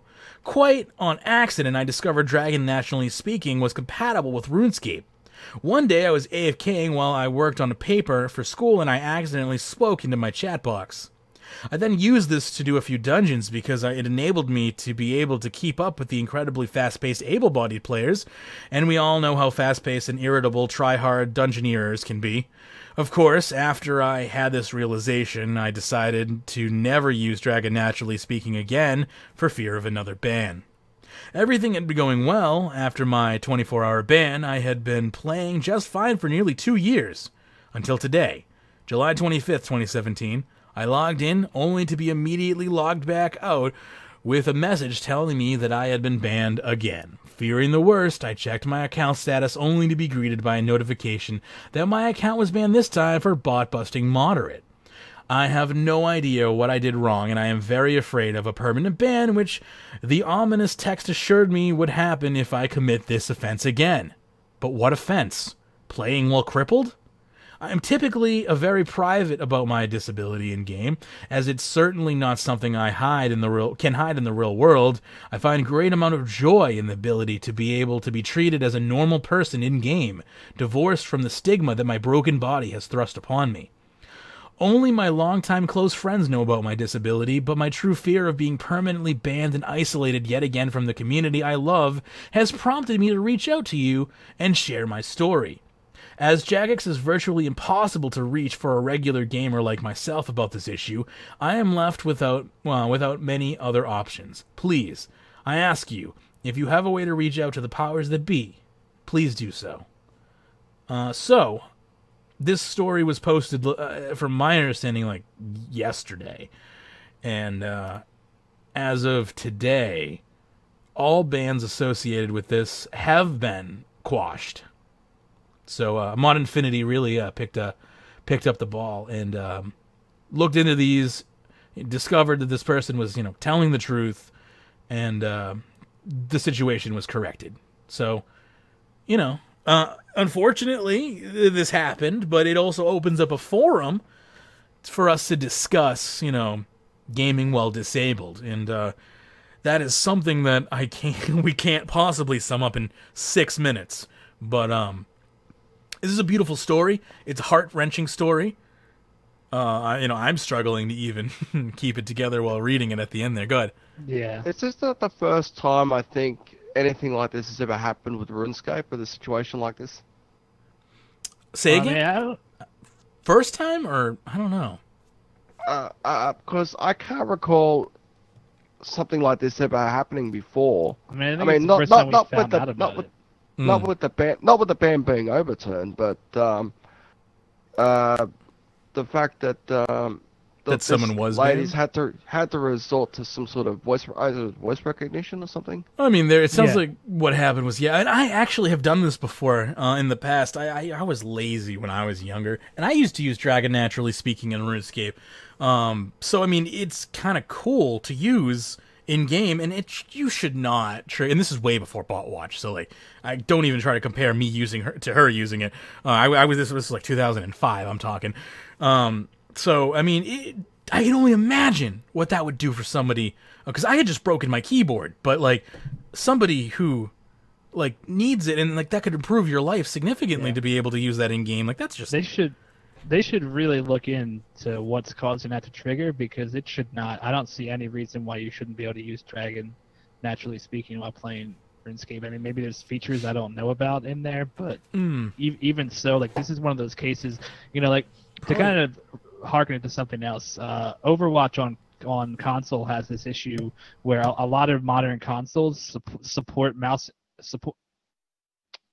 No problem, Shintite. A lot of modern consoles, like the Xbox One and PS4, support mouse and keyboard, and there's this issue where able-bodied players basically use that to get an advantage over people with controllers, where they play that way to like play like Widowmaker or something, and it's something that like Blizzard kind of got pissed off about and wanted to change, but it's like something I completely and fundamentally disagree with changing, because the reason that those things are there are accessibility options for people who can't use their controller. Yeah. And to me, Dragon Dictate is something else like that, where like, if that's causing false positives in the game, or even if there's a valid reason to ban it, I think the net positive outweighs the negative of allowing somebody to potentially abuse something versus allowing someone like this person to be able to talk in the game. Yeah, I mean, like, what I'm probably, like, the first thing that comes across my mind is, like, oh, it's probably triggering for a false positive for an autotyper, right? Like, that's gotta be what's happening here, but, like, it shouldn't be what happened. Like, and especially, it's especially, like, super fucked up when you consider the fact that you can just, like, go to, whatever world that, Gilded Authors are hosted on, and see all the autotypers there who never get banned, and crap like that. Yeah, that's like, how did those Gilded Altar bots not get banned, but this poor woman gets strung up? That just seems a little silly, but also that's the world we live in right now. It seems like that. Why is it that the software that those bots are using seems to go undetected, but this person who's using their own voice to get the words to appear on the screen seemingly gets triggered the system, triggers the system more than a system that's actually a computer producing the words? Like, that's what blows my mind the most in this scenario, and I know it probably just happens to be more coincidence than anything else here, but I'm glad to see that this was handled so gracefully by Jagex. You know, like, it's sad that it took an open letter, but at the same time, like, how many banned stories do we read on the show a week? Like, to give them a little bit of the benefit of the doubt in this scenario, they get a lot of these stories on a regular basis, so to get one to stand out above the rest can be difficult. And that's really the only thing I can say about this. You can't, we don't know what they tried on the back end. Like, they say they went to Twitter, but there's also the support center that you can communicate with a Jmod through, even if your account has been banned. But up until recently, they wouldn't talk to you if your account was banned. Like, that's changed in 2016. Yeah. They wouldn't. So I think, this is a good example of why we've needed those changes. Yes. The good thing that Jagex is actually, paying more attention to players who say this stuff, because even if it's like 1% or even less than 1% of players who are falsely banned, like, no one deserves to have that happen. So there needs to be some way to deal with it. So it's a good thing that they have expanded those systems. And I honestly hope that they look into what caused these false positives in the first place and fix that. Hopefully. I'm going to cut the last article here because it's kind of negative and pointless at this point since we're out of time. But we are literally out of time. I got to cut the show right here. So, any final points that anyone wants to bring up related to this topic or otherwise before I give away Fortnite and wrap the show up? Because that's what I got to do. The real quick update, PVM perspective, I'm not sure if one will happen this week because David has misplaced his mic, so he's trying to purchase a new one. So we're waiting for him to get reset up. So I apologize for that.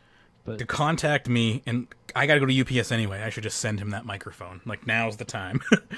If he's, like, straight up lost his mic. Let's do that. But okay, that's good to know. And YouTubers, or people who watch RuneScape or listen to RuneScape Weekly on YouTube versus those who listen on podcast feed, I'm terribly sorry.